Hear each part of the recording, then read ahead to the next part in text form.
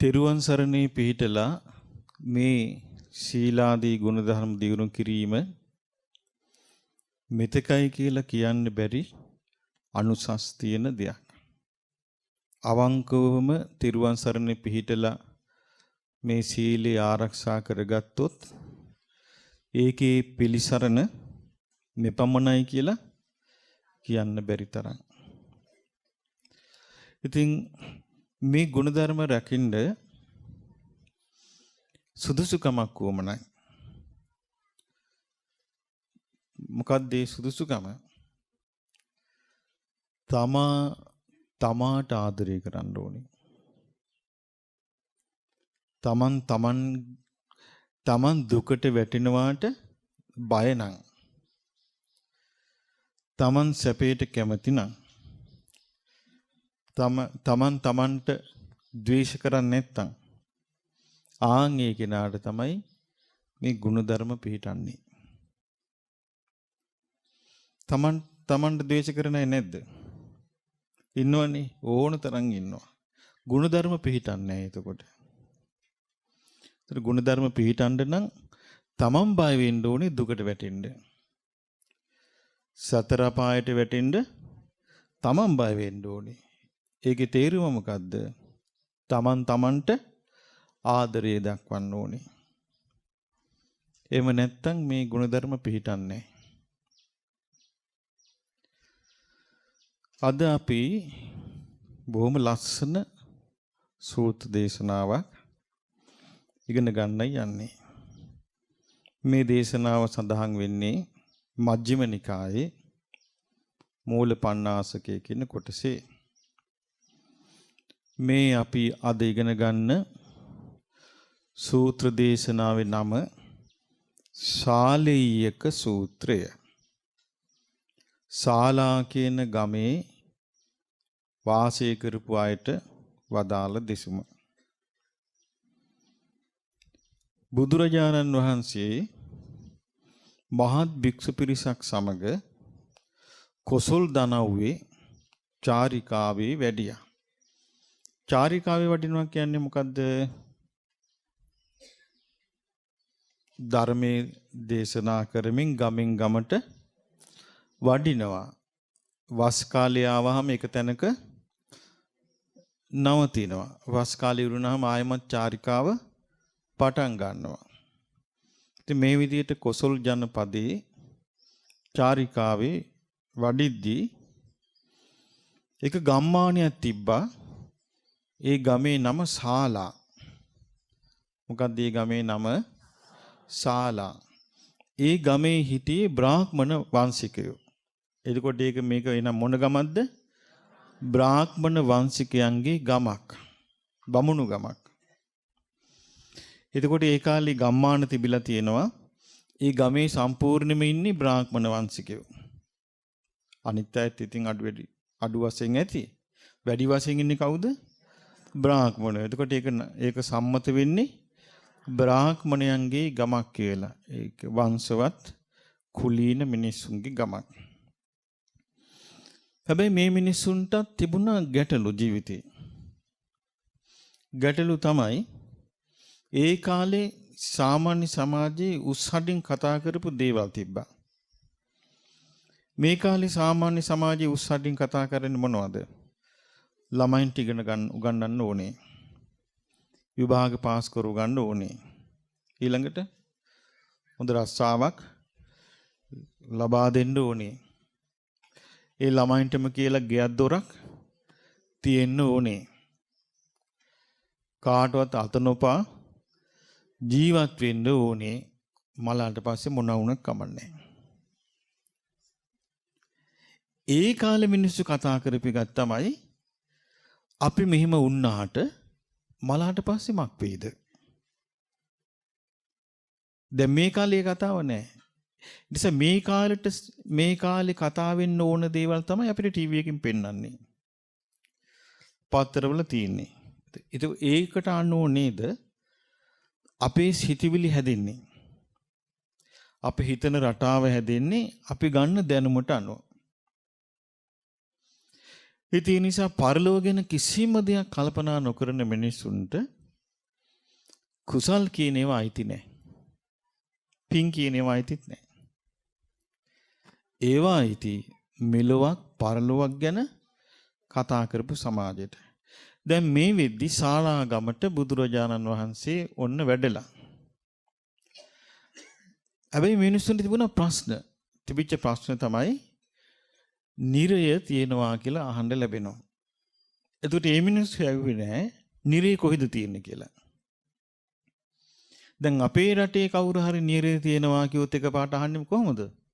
කොහෙද ඕක තියෙන්නේ කියලා. ඒගොල්ලෝ ඇහුවේ එහෙම නෙමෙයි. ඒකේ උපදින්නේ මොන වගේ අයද? බලන්න වෙනස. නිරේ උපදින්නේ මොන වගේ අයද? ඊට පස්සේ ඒ කාලේ හිටිය මිනිස්සුන්ට අහන්න ලැබුණා දෙවියෝ ඉන්නවා. දැන් කාලේ අර හොඳ වාහනයක දැක්කොත් කියනවා බලහල්ලා දෙයියෝ වඩිනවා. දෙයියෝ නෙමෙයි ඒක නිරිසත්තු ඉන්නේ ඇතුලේ බලන්න. වෙන්න බැරිද එහෙම? එතකොට අර පිට උපේ බලලා ලොකු ලස්සන ගයක් තියෙනවා බලාපල්ලා. දිව්‍ය ලෝකේ කියනවා. නමුත් ඇතුලේ ඉන්න පුළුවන් පෙරේතයෝ. ඒ නිසා අර පිටින් බල තමයි වර්තමානයේ කතා කරන්නේ. පිටින් බල. ඒ නිසා මිනිස්සුන්ගේ මානසික මට්ටම දියුණු නැහැ. අපිට තේරෙනවනේ මේ අනේ නෑ අපි කතා තේරෙනවනේ අපිට. මානසික මට්ටම දියුණු නැහැ. ඒ කාලේ මිනිස්සු කතා වුණේ කොහොමද? මොනවා කරපු අයද නිරේ යන්නේ? මොනවා කරපු අයද දිව්‍ය ලෝකේ යන්නේ? ඒතර එක එක්කෙනා එක එක ඒවා කිව්වා. ඒතර මේගොල්ලන්ට මේ ප්‍රශ්නෙට සෑහෙන්න උත්තරයක් ලැබුණේ නැහැ. ඒ කාලේ ඉතින් බමුණු කියන්නේ සාමාන්‍ය නිකන් අය නෙමෙයිනේ. වේද ඉගෙන ගත්තු සාමාන්‍ය බුද්ධිමත් මිනිස්සු. ඔන්න ආරංචි වුණා ඒ ගමට බුදුරජාණන් වහන්සේ වැඩියා. මේකේ තියෙනවා ලස්සනට ඒක ආරංචි වෙච්ච විදිය. අසෝසුංකෝ සාලීයකා බ්‍රාහ්මණ ගහපතිකා. එතකොට ශාලා කියන ගමේ වාසය කරපු බ්‍රාහ්මණ ගෘහපතියන්ට ආරංචි වුණා. අහන්න ලැබුණා. සමනෝ කලු බොහෝ ගෝතමෝ ශ්‍රමණ බවත් ගෞතමයන් වහන්සේ. ඔන්න ආරංචි උනේ. අපි කියන්නේ බුදුරජාණන් වහන්සේ කියලා. නැත්නම් අපි කියන්නේ භාග්‍යවතුන් වහන්සේ කියලා. ඒතර බ්‍රාහ්මණය හැමතිස්සෙම බුදුරජාණන් වහන්සේ හැඳින්වුවේ ශ්‍රමණ ගෞතමයන් වහන්සේ කියලා. ශ්‍රමණ ගෞතමයන් වහන්සේ ශක්‍ය පුත්‍රෝ ශාක්‍ය පුත්‍රයෙක්ය. ශක්‍ය කුල පබ්බජිතෝ තමන්ගේ තිබිච්ච ශාක්‍ය රාජ්‍යය අතහැරලා පැවිදි වෙච්ච කෙනෙක්ය.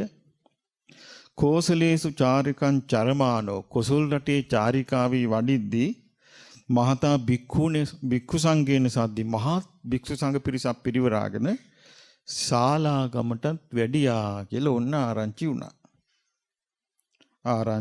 ඊළඟට කොහොමද ආරංචි වෙන්නේ? තංකෝපන භවන්තං ගෝතමං. ඒ බවත් ගෞතමයන් වහන්සේ ඒවං කල්යාණෝ කිත්ති සද්දෝ අබ්බුග්ගතෝ මෙවැනි කල්යාණ කීර්ති රාවයක් කුස්ස පැන නැගිලා.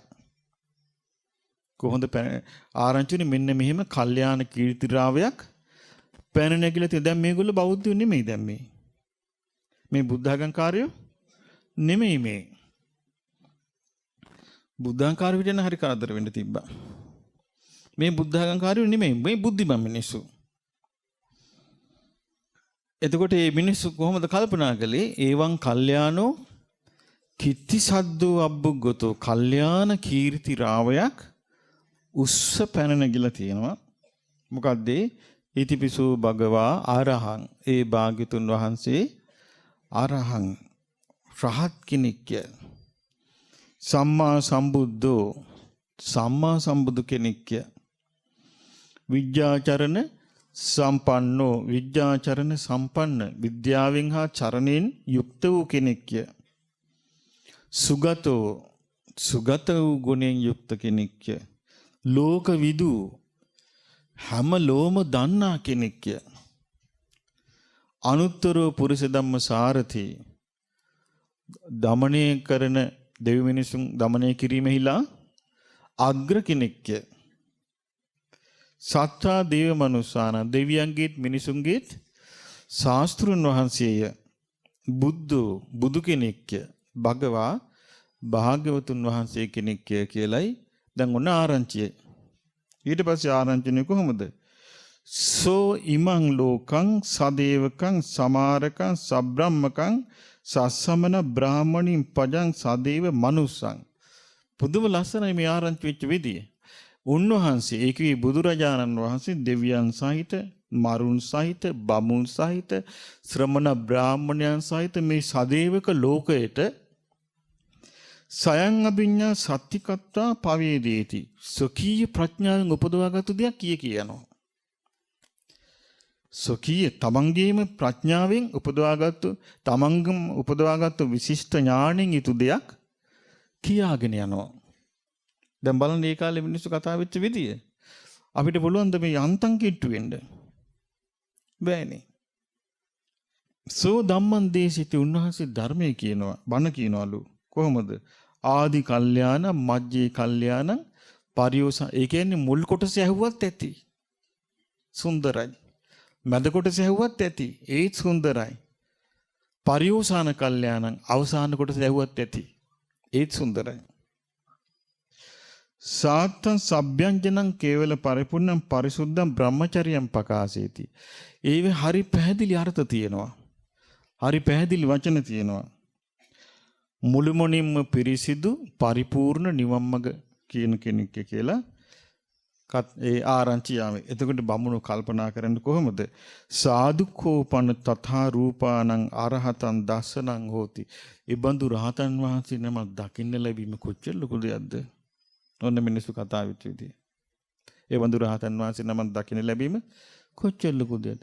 අපි මෙහි බුදුරජාණන් වහන්සේ, ඒ බඳු බුදුරජාණන් වහන්සේට විහාරයක් හදනකොට මිනිස්සු කියනවා මෙහි ඇවිල්ලා හරි වැඩන්නේ මෙච්චර විදක් කරනවද?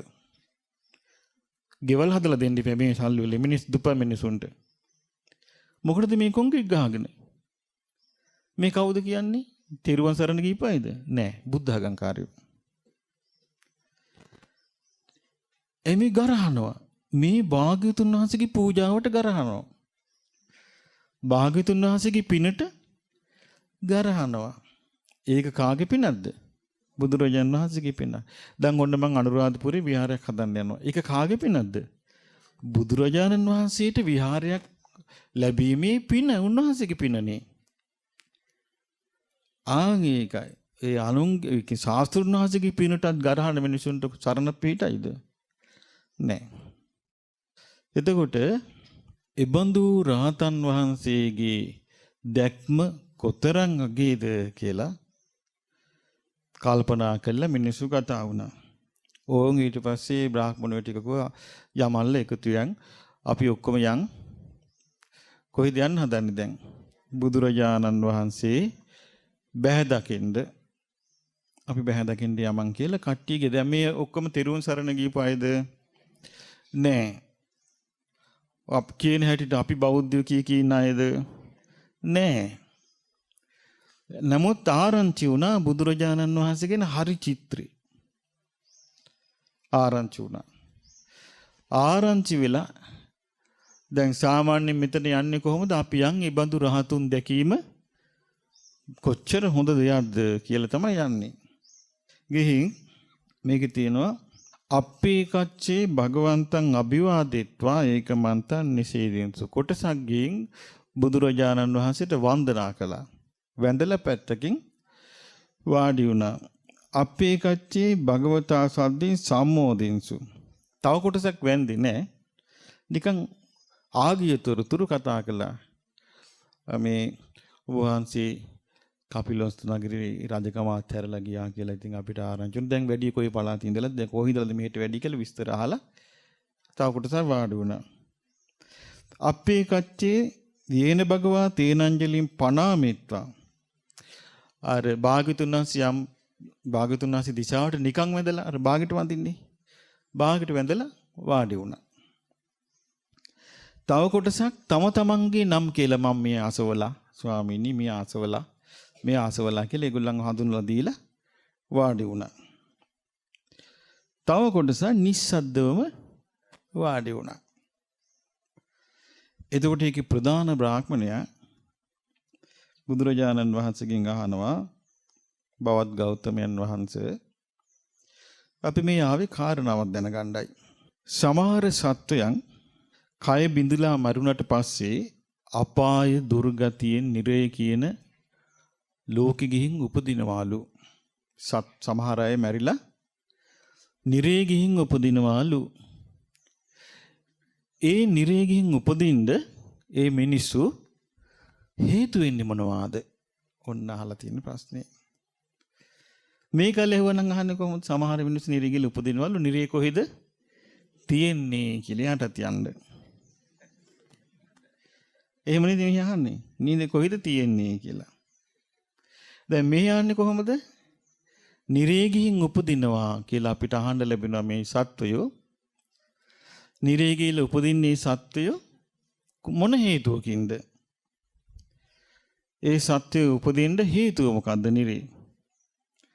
ඊළඟට කෝපන භෝගෝතමෝ හේතු කෝපච්චය ස්වාමීන් බවත් ගෞතමයන් වහන්සේ සමහර සත්වයන් සමහර මිනිසයන් මරණින් මත්තේ දෙවියන් අතරේ උපදිනවලු. කොහෙද උපදිනවා කියන්නේ? දෙවියන් අතරේ. ඒ දෙවියන් අතරේ උපදින්න හේතු මොනවාද? බලන්න මං කිව්වේ අර බුද්ධිමත් මිනිස්සු ප්‍රශ්න අහන රටාවයි බුද්ධි හීන මිනිස්සු ප්‍රශ්න අහන රටාවයි අතර විශාල පරතරයක් තියෙනවා. බුද්ධිමත් මිනිස්සුන්ට හරියටම ප්‍රශ්නේ අහුවෙනවා. අහන්න ඕනේ ප්‍රශ්නේ වැටහෙනවා. තේරෙනවා. මෙන්න මේත ඒ ප්‍රශ්නේ තමයි උත්තරේ තියෙන්නේ. බුද්ධ හීන මිනිස්සයා ප්‍රශ්න 100ක් ඇහුවත් පැහැදිලි උත්තරයක් ගන්න බෑ. එක්ක ඒ ප්‍රශ්නෙන් අහන්නේ අර්බුදයක්. බුද්ධිමත් කෙනා හරි විදියට ප්‍රශ්නේ අහනවා. දැන් ඇහුවා හරි විදියට ප්‍රශ්නේ. කොහොමද ඇහුවේ? බවත් ගෞතමයන් වහන්සේ සමහර මිනිස්සු මරණින් මත්තේ නිරේ උපදිනවලු. ඒ මිනිසුන්ට නිරේ උපදින්න හේතු උනේ කුමක්ද? සමහර අය මරණින් මත්තේ දිව්‍ය ලෝකෙ උපදිනවලු. ඒ දෙවියන් අතර උපදින්න හේතු උනේ කුමක්ද? ඒතර බුදුරජාණන් වහන්සේ ඔන්න උත්තරي දෙනවා. අදම්මචර්යා විසමචර්යා හේතුකෝ ගහපතයෝ ගෘහපතිවරුනි අධර්මයේ හැසිරීම වැරදි හැසිරීම නිසායි ඇතම් අය මරුණට පස්සේ ගිහින් නිරේ උපදින්නේ. නිරේ උපදින්නේ කුමන් නිසාද එහෙනම්? අධර්මයේ හැසිරීම වැරදි හැසිරීම නිසා නිරේ ගිහින් උපදිනවා. ඒ වගේම ගෘහපතිවරුනි ඇතම් අය ධර්මයේ හැසිරීම නිසා හරි හැසිරීම නිසා මරණින් මත්තේ දෙවියන් අතරේ උපදිනවා කිව්වා. එතකොට බුදුරජාන් වහන්සේගේ උත්තරේ හරි පැහැදිලි. මොකද්ද උත්තරේ පැහැදිලිකම? නිරේ උපදින්නේ මක් නිසාද? අධර්මයේ හැසිරීම නිසා, වැරදි හැසිරීම නිසා. වචන දෙකක් තියෙනවා. අධම්මචර්යා, විසමචර්යා. අධර්මයේ හැසිරීම, වැරදි හැසිරීම නිසා. එතකොට සුගතිය උපදින්නේ දෙවියන් අතර උපදින්නේ ධර්මයේ හැසිරීම, නිවැරදි හැසිරීම නිසා. ධම්මචර්යා, සමචර්යා. එතකොට බලමු මේගොල්ලන්ට ඒක තේරුණාද කියලා.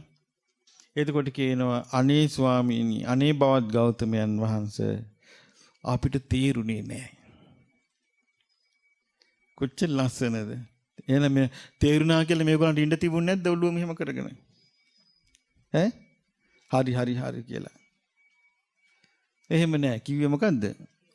අනේ බවත් ගෞතමයන් වහන්සේ අපිට මේක අර්ථ වශයෙන් තේරුණේ නෑ. අධර්මයේ හැසිරුණාම නිරේ යනවා කියන කාරණේ විස්තර වශයෙන් තේරුණේ නෑ. ධර්මයේ හැසිරුණාම දෙවියන් අතර උපදිනවා කියන එකත් විස්තර වශයෙන් තේරුණේ නෑ කිව්වා. ඊට පස්සේ කියනවා අනේ බවත් ගෞතමයන් වහන්සේ අපිට විස්තර වශයෙන් තෝරා දෙනසේක්වා. කොච්චර ලස්සනද මේ මිනිස්සු කතා බහනේ. අනේ අපිට විස්තර වශයෙන් තෝරා දෙනසේක්වා. ඒක අපි අවබෝධ කරගන්නම් කිව්වා. එතකොට බුදුරජාණන් වහන්සේ දේශනා කරන එහෙනම් ගෘහපතිවරුනි සුනාත අහගෙන ඉන්න. සාදුකං මනසිකරෝත හොඳින් මෙනෙහි කරන්න. වාසිස්සාමි මං කියලා දෙන්නම්. ඔන්න බුදුරජාණන් වහන්සේක දේශනා කරන්න දැන් පටන් ගන්නවා. මොකද්ද මේ දේශනා කරන්න යන්නේ? නිරේ උපදින්න හේතු වෙන අධර්මයේ හැසිරීම කියන්නේ මොකද්ද කියන කාරණේත් දෙවියන් අතර උපදින්න හේතු වෙන ධර්මයේ හැසිරීම කියන්නේ මොකද්ද කියන කාරණේ තමයි විස්තර කරලා දෙන්න යන්නේ. කියනවා ගෘහපතිවරුනි අධර්මයේ හැසිරෙනවා වැරදිට හැසිරෙනවා කයින් හැසිරෙනවා තුන් අයුරකින්. කයින් තුන් අයුරකින් අධර්මයේ හැසිරෙනවා. වැරදි විදිහට හැසිරෙනවා කියුවා. වචනයෙන් සතර අයුරකින් අධර්මයේ හැසිරෙනවා. වැරදි විදිහට හැසිරෙනවා. කයින් කී අයුරුද? තුන් අයුරු. ත්‍රිවිධයි කියන්නේ තුන් ආකාරයයි. තුන් ආකාරයකින් කයෙන් හැසිරෙනවා. ත්‍රිවිධං කෝ ගාපති කායේන. චතුබ්බිදං වාචාය. චතුර්විධයි වචනෙන් හතර ආකාරයකට අධර්මයේ හැසිරෙනවා. ත්‍රිවිධං මනසා. මනසින් තුන් අයුරකින් අධර්මයේ හැසිරෙනවා. ඒතර ඔක්කොම කීයද? 10යි. කයින් තුන් අයුරකින් අධර්මයේ හැසිරෙනවා. වචනින් සතර අයුරකින් අධර්මයේ හැසිරෙනවා. මනසින් තුන් අයුරකින් අධර්මයේ හැසිරෙනවා. දැන් අපි මේක විස්තර කරගෙන බලමු වර්තමාන ලෝකයේ ඉන්නේ කොහේ යන කාණ්ඩෙද කියලා. සුගතිය යන කාණ්ඩෙත් ඉන්නවාද? නිර්ය යන කාණ්ඩිකුත් ඉන්නවාද කියලා අපිට තේරුම් ගන්න පුළුවන්. කතංච ගහපතියෝ ත්‍රිවිධං කායේන අධම්මචර්යා විසමචර්යා හෝති. ගෘහපතිවරුනි කයින් අධර්මයේ හැසිරෙන්නේ විසම හැසිරීමෙන් යුක්ත වන්නේ කෙසේද? ඉද ගහපතියෝ ඒකච්චෝ ගෘහපතියේ මෙහි ඇතම් කෙනෙක් පානාති පාති. මොකද්ද කරන්නේ? ප්‍රාණඝාතේ යෙදෙනවා. ප්‍රාණඝාතේ යෙදෙනවා. මේ ප්‍රාණාති පාතික හිත පෙළෙනව නෙමෙයි ඈ. ඒ වගේ වැරදි විග්‍රහත් යනවා. ප්‍රාණඝාතේ යෙදෙනවා. කොහොමද විස්තර කරනවා? ලුද්දෝ කියන්නේ රෞද්‍රයි. රෞද්‍රය. ලෝහිත පානි. ලේ තැවරුණු අත් ඇති. පාන කියන්නේ අතට. පානීය කියන්නේ ලේ තැවරුණු අත් ඇති. හත පහතේ නිමිට්ටු මේ සත්ත්ව ඝාතනයේ යෙදී වාසය කරනවා. අදයාපන්නෝ පාන භූතේසු. ප්‍රාණීන් කෙරෙහි දයාවක් නැහැ. ප්‍රාණීන් කෙරෙහි දයාවක් නැහැ. ප්‍රාණීන් කිව්වම මේකට ආйти වෙනවා මිනිස්යාගේ ඉඳලම. ප්‍රාණියා කියනවා මිනිස්යාගේ ඉඳලම ආйти වෙනවා ප්‍රාණීන් කිව්වම. දැන් ලංකාවේ මිනිමෙරු යන්නේ නැද්ද? ලෝකේ යන්නේ නැද්ද? අනිත් සත්ව ඝාතන වෙනවද නැද්ද? වෙනවා. එතකොට මේක තමයි කයින් අධර්මයේ හැසිරීම. කයින් අධර්මයේ හැසිරීම. ඊළඟට තියෙනවා අදින්නා දායී හෝති. ඒ කිව්වේ නොදුන් දේ ගන්නේ වෙයි. කොහොමද? යන්තම් පරස්ස පරවිත්තූපකරණං ගාමගතං වා අරඤ්‍යගතං වා. එක්ක ගමේ වෙන්න පුළුවනි. එහෙම නැත්නම් වනාන්තරයක වෙන්න පුළුවනි අනුන් සතු දෙයක්. අදින්නම් කියන්නේ නොදුන් දෙයක්. තෙය්‍ය සංඛාතං සොරසිතින්. තෙය්‍ය සංඛාතං සොරසිතින් ආදාතා හොති ගන්නේ වෙයි. ඒතර කවුරු හරි කෙනෙක් ගමේ වේවා. ඉස්සර මට මතකයි අපි මෙහි දැන් නම් ඉතින් ගලවගෙන යනවා හොයන්නත් බෑ. දැන් ඉතින් බලන්න ඉන්නේ නැහනේ. මේ ඉස්සර මම මල් පැල් වගේ හිටවලා තිබ්බා. ඒකලා මේ කවුරු හරි අම්මලා වගේ ආවා. ඇවිල්ලා මේ වටපිට බලාගෙන ඒක අම්මා කෙනෙක් දනිස්ස කහන වගේ මෙහෙම හිමින් කහ අත පහලට ගත්තා. ආ හිමීට මල් පැලේ ස්පර්ශ කළා. අත උඩට ගන්නකොට මල් පැලේ අතේ. කහනවා කකුල කහනවා වගේ අත පහත් කොලි. පාත් කළා මල් පැලේ අරන් මං කල්පනා කළා අනිය හැබැයිට මේ මල් පැලේ මෙහි තියෙන එකත් ගලවගෙන යනවා නම්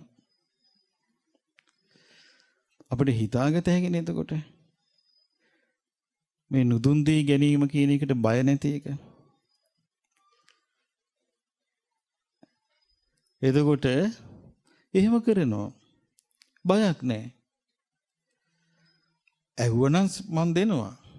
අනේ මේ මල් පැලි ගෙනියන්න මේ ස්වාමීන් වහන්සේ කියලා ඇහුවනම් අම්මා එහෙනම් අරන් යන්න කියලා කියනවා. ඇහුවේ නෑ කකුල කැහැවි. එතකොට බලන්න ඒ මොකද්ද මේ වැඩ කළේ? චෞර චිත්තය, හොර සිත. එතකොට අදින්නාදායි. දැන් ඔබ නිකන් හිතන්න බලන්න මේ හොරකම් වලට මිනිස්සු මෙහෙන් හරි සම්බන්ධ වෙන්නේ නැද්ද? හරියට දැන් ওই මැද පෙරදිගේ යන්නේ මම අහලා තියෙනවා ගෙවල් වලින්ම හරියට බඩු හොරකම් කරනවලු. නැතිබරිකම වෙනම එකක්. ඒ නැතිබරිකම අපිට ඇති වෙලා තියෙන අපි සංසාරේ දීපු නැති නිසා. ඒ නිසා මේ ආත්මය අපි ඒක තවදුරටත් අහිමි කරගන්න ඕනේ නෑ. ඊට වඩා හොඳයි නැතිබරිකම තියාගෙන වේලක් කාලා ඉන්න එක. එතකොට නොදුන් දේ ගන්නෙ නෑ. Tamanට අයිති නැති දේ ගන්නෙ නෑ. දැන් අදින්නා දානා කියන්නේ මොකද්ද? නොදුන් දේ ගන්නවා. දැන් මේක එතකොට කයින් කෙරෙන තව එකක්. මේකට මොකද්ද කියන්නේ? අධර්මයේ හැසිරෙනවා. ඊළඟට තවත් එකක් තියෙනවා. කාමීසු මිච්ඡාචාරී. කාමයේ වර්ධව හැසිරෙනවා. මේක කියනවා ගෘහපතිවරුනි කෙනෙක් ඉන්නවා ඒකෙදර ඉන්නේ අම්මයි දරුවෝයි. ඒතර ඒ දරුවෝ හැදිලා තියෙන්නේ දූල හැදිලා තියෙන කාගේ යටතේද? අම්මා යටතේ ඉන්නවා. සමහර දරුවා දියණිවරු ඉන්නවා පියා යටතේ. එක්කෝ ඉන්නවා දෙමව්පියා යටතේ. එක්කෝ ඉන්නවා දැන් අම්මා තාත්තා නැහැ. වැඩිමල් සහෝදරයෝ ඉන්නවා. සහෝදරිය යටතේ ඉන්නවා ආරක්ෂාව. ඒ සහෝදරියොත් නැහැ. සහෝදරී ළඟ ඉන්නවා ආරක්ෂාවට. ඊළඟට සහෝදරියොත් නැහැ. නෑදෑයෝ ළඟ ඉන්නවා ගෑන් ළමයා ආරක්ෂාවට. එතකොට නෑදෑයෙකුත් නැහැ. නමුත් තමන්ගේ මේ වංශේ තමන්ගේ ගෝත්‍රයට අයිති එක්කෙනෙක් කියලා පරිසම් කරන් ඉන්නවා. ඒත් ආරක්ෂාවට. ඊළඟට එහෙම කෙනෙකුත් නැහැ. ධර්මයෙන් ඒ කියන්නේ තමන්ම සිල් ආරක්ෂා කරගෙන ඉන්නවා මට මේ ධර්ම විතරයි පිළිහිට කියලා. එහෙම නැත්තම් ඉන්නවා විවාහක කාන්තාවක් සස්සාමිකා. එහෙම නැත්තම් ඉන්නවා තව සපරිදණ්ඩ. ඒ කියන්නේ මෙයා වෙන් කළා තියෙනවා මෙයා විවාහයට යෝග්‍ය කෙනෙක් කියලා. සමහර ඉන්නවා අනාගතේ බඳිනවා කියලා මල් මාලේ දාලා කැප කරපු. ඒ බඳු වෙන් කළා තිටින දැන් මේ අනුව දැන් මේ කියන විස්තරය අනුව එහෙනම් හැම වෙලාවෙම ගෑන් ළමෙක් එක්ක කාන්තාවක් ඉන්නේ තවත් කෙනෙකුගේ ආරක්ෂාවෙන්. ඒ බඳු කෙනෙක් Tamanගේ තියෙන සීමා ඉක්මවා අනාචාරයේ හැසිරෙනවා නම් ඒ කිව්වේ දැන් මේ සීමාව තමයි දෙමව්පියෝ තමයි සීමාව. ඒතර අම්මා යටතේ නම් ඉන්නේ සීමාව අම්මා. තාත්තා යටතේ නම් ඉන්නේ ඒ ගෑනු දරුවගේ සීමාව කවුද? තාත්තා. දෙමව්පියෝ යටතේ නම් ඉන්නේ ගෑනු දරුවගේ සීමාව කවුද? දෙමව්පියෝ. එතකොට සහෝදරයා යටතේ නම් ඉන්නේ සහෝදරයා තමයි සීමාව. සහෝදරී යටතේ නම් ඉන්නේ සහෝදරී තමයි සීමාව. එතකොට ඥාති යටතේ නම් ඉන්නේ ඥාතීන් තමයි සීමාව. ඊළඟට ගෝත්‍රය නම් යටතේ ඉන්නේ ගෝත්‍රය තමයි සීමාව. ධර්මය යටතේ නම් ඉන්නේ ධර්මය තමයි සීමාව. විවාහ වෙලා නම් ස්වාමියා තමයි සීමාව. ඉතින් එහෙම බලද්දී අපිට මේ සීමාව බැහැර වෙච්ච මේ ගෑන් දරුවෝ ගැන හිතන්න පුළුවන්ද? එහෙනම් මේ ලෝකේ හැසිරෙන මේ ඔක්කොම මොනවද? අනාචාරී. කයින් අධර්මයේ හැසිරීම. කයින් අධර්මයේ හැසිරීම. දැන් ওই පසුගිය කාලේ වැලන්ටයින් කියලා ඇවිල්ලා කොච්චර නොමග යනවද? ඒතර කයින් අධර්මයේ හැසිරීම. මේ මොනවද? නිරේගාමිනී හේතු. නිරේට යන්න උපකාරී වන කරුණු. එතකොට බුදුරජාණන් වහන්සේ වදාලා ගෘහපතිවරුනි ඔය ආකාරයට තුන් අයුරකින් කයින් අධර්මයේ හැසිරේ ඇතම් කෙනෙක්. ඒතර කයින් අධර්මයේ හැසිරෙන ඒ විදිහට. කතංච ගෘහපතියෝ චතුබ්බිදං වාචා ධම්මචර්යා. ඒතර අහනවා මේ දැන් කයි අධර්මයේ හැසිරීම තේරුණාද? මොනවද? ප්‍රාණඝාත, අදින්නාදාන සොරකම, කාමස මිච්ඡාචාර. එතකොට අපි මේකටම තමයි අපි දාගන්න ඕනේ. තවත් එකක් තියෙනවා කයින් කරනවා. අතට ගන්නවා වීදුරුව. ඔව්. මත් වතුර පානි. ඒක ඊළඟට ඒ බොන જાති ගංජාවල ඉඳලා ඒ ඔක්කොම. ඉතින් හැම එකකින්ම අධර්මයේ හැසිරීම. ඊළඟට කතංච ගහපතියෝ චතුබ්බිදං වාචාය ධම්මචර්යා. සිව්වරුකින් වචනේ. දැන් බලන්න මේ මට එතකොට මතක් වුණේ මේ ධර්මයේ ගැන කතා කරද්දී ධර්මයෙන් පුද්ගලයා බේරෙන තාලේ ඔබ අහලා තියෙනවද දුටුගැමුණු රජුරන්ට යෝධයෙක් හිටියා ගෝඨයිම්බර කියලා. ඒ ගෝඨයිම්බර කියන යෝධයා කාශ්‍යප බුදුරජාණන් වහන්සේගේ කාලේ වැද්දෙක්. සතුන් මරාගෙන දඩයන් කරගෙන ජීවත් වෙනවා. දවසක් වනාන්තරයක හිටපු රහතන් වහන්සේ නමක් මේ වැද්දාගේ ගෙදරට පිණ්ඩපාතේ වැඩියා. වැඩියම එදා ඉතින් වෙලා තිබුච්ච දඩමස් වලින් හදාපු දානයක් කෑමක් මුග හරි තිබ්බා මේ පූජා කළා. එතකොට මේ රහතන් වහන්සේ තේරුණා මෙයා වැද්දෙක් බව. උන්වහන්සේ දෙවෙනි දවසෙත් ඒ ගෙදරට පිණ්ඩපාත වැඩියා මෙයාට කරුණු කියන්න අවස්ථාව ගන්න. එදත් දානි දීලා අහගෙන හිටියා. ඊට පස්සේ මෙයා උන්වහන්සේ ධර්මයේ කිව්වා. ටික ටික තේරුම් කරලා දුන්නා මේ වැද්දාට මේ දඩේම එපා වෙන රස්සාවක් හොයාගන්න කියලා. ඊට පස්සේ තුන්වෙනි දවසෙත් කිව්වන්ට පස්සේ ඔන්න පැහැදුනා. සම්පූර්ණ මෙයා ටික ටික දඩයන් අතෑරලා සීල් සමාදන් වෙලා මේ රහතන් වහන්සේට උපස්ථාන කරගෙන හිටියා. ඊට පස්සේ මරණින් මත්තේ දෙවියන් අතර ගියා.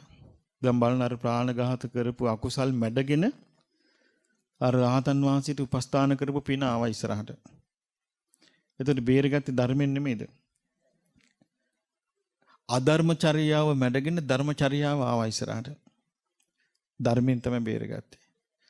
ඉතින් ඉඳලා දුටුගැමුණු රජුරුවන්ගේ කාලේ උන්න ලංකාවේ උපන්නා. එතකොට ඒ ගෝඨයිම්බර කියලා ඒක ගෝඨ කියලා කියන්නේ මම හිතන්නේ ටිකක් මිටි කියන අර්ථය තියෙන්නේ.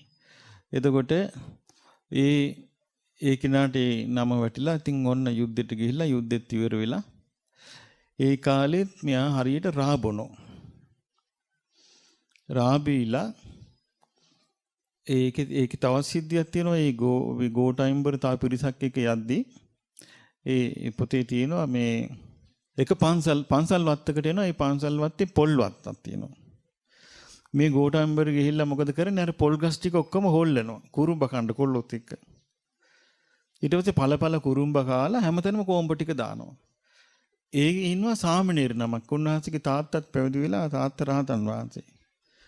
ඒ බැලුව මේ මොකාද මේ ඇවිල්ලා මේ පොල් ගස් හොල්ලන්නේ කියලා. බැලුවම පස්සේ මේ ගෝඨයිම්බර මේ කුරුම්බ කාලා හොඳට හාන්සි වෙලා ඉන්නවා. සාමණේර නම ආවා. කකුල් දෙකෙන් පටලව ගත්ත ගෝඨයිම්බරව පන්සල් වලට දිගේ ඇදගෙන ගියා. එතකොට අර අනිත් මිනිස්සු දෙන්නෙකුත් ආවා. ඒ දෙන්නගේ බෙලි දෙක තද කරගත්ත මෙහෙම දෙපැත්තේ කිහිලට තියලා ඒ දිනත් ඇදගෙනම ගියා. එතකොට ගෝඨයිම්බරට බැරි වුණා ලියා ගන්න ගැටි. යෝධයාට. ඊට පස්සේ සාමණේර නමට 10ක බලේ. ඊට පස්සේ ගෝඨයිම්බර සමාව අරගෙන අනේ ඔබ වහන්සේත් එහෙනම් මේ දැන් මේ යුද්ධෙට ඉස්සෙල්ලා ඔබ වහන්සේත් එන්න මේ මිසදිටුව ඇවිල්ලා ලංකාව ආක්‍රමණය කළා. අනුරාධපුර රාජධානිය කිලුටු කරනවා. පූජ්‍ය ස්ථාන කිලුටු කරනවා. මේ බේරගන්න ඔබ වහන්සේත් එන්න කිව්වා. අනේ බෑ මම චතුරාර්ය සත්‍ය අවබෝධ කරගන්න ඉන්නේ කිව්වා.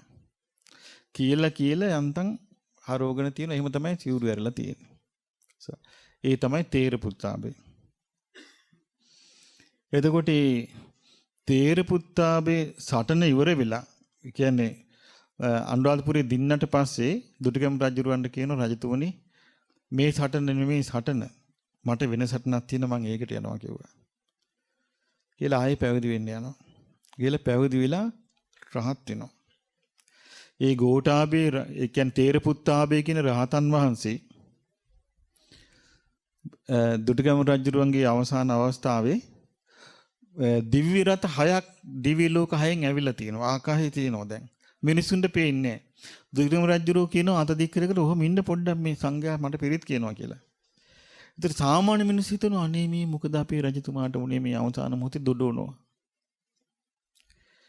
එතකොට තේර පුත්තාභය රහතන් වහන්සේ දුටුගැමුණු රජුරවන්ට කියනවා රජතුමනි දිව්‍ය ලෝක 6කින්ම මේ දිව්‍ය රථ ඇවිත් නේද කියලා.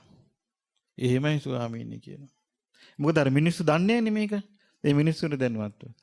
ඊට පස්සේ කියනවා මේ රජතුමනි මේ එහෙනම් මල් මාලා ටිකක් වීසි කරන්න කියන රථ පැත්තට.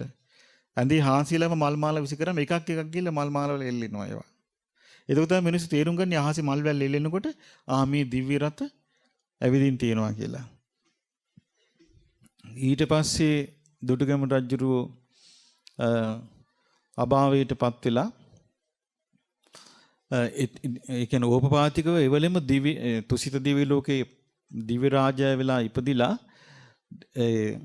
ඒකේ තියෙන සඳහන් වෙලා තියෙන්නේ කරත් 60ක ප්‍රමාණීය ආභරණ. ඒ කියන්නේ දිව්‍ය රාජය කොච්චර විශාලද එතකොට පේන්නේ.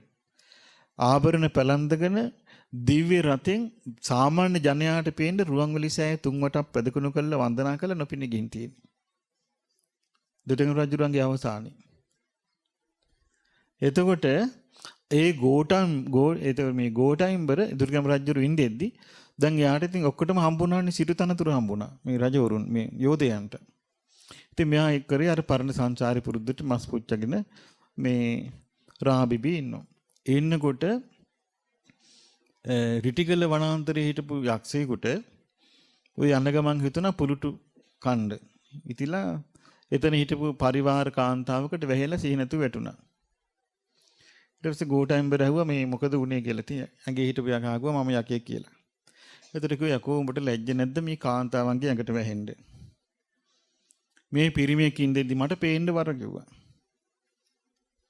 ලැජ්ජ නැද්ද කියලා මේ ගෑනු ඇඟට රිංගගෙන මේ පුලුටු කණ්ඩ.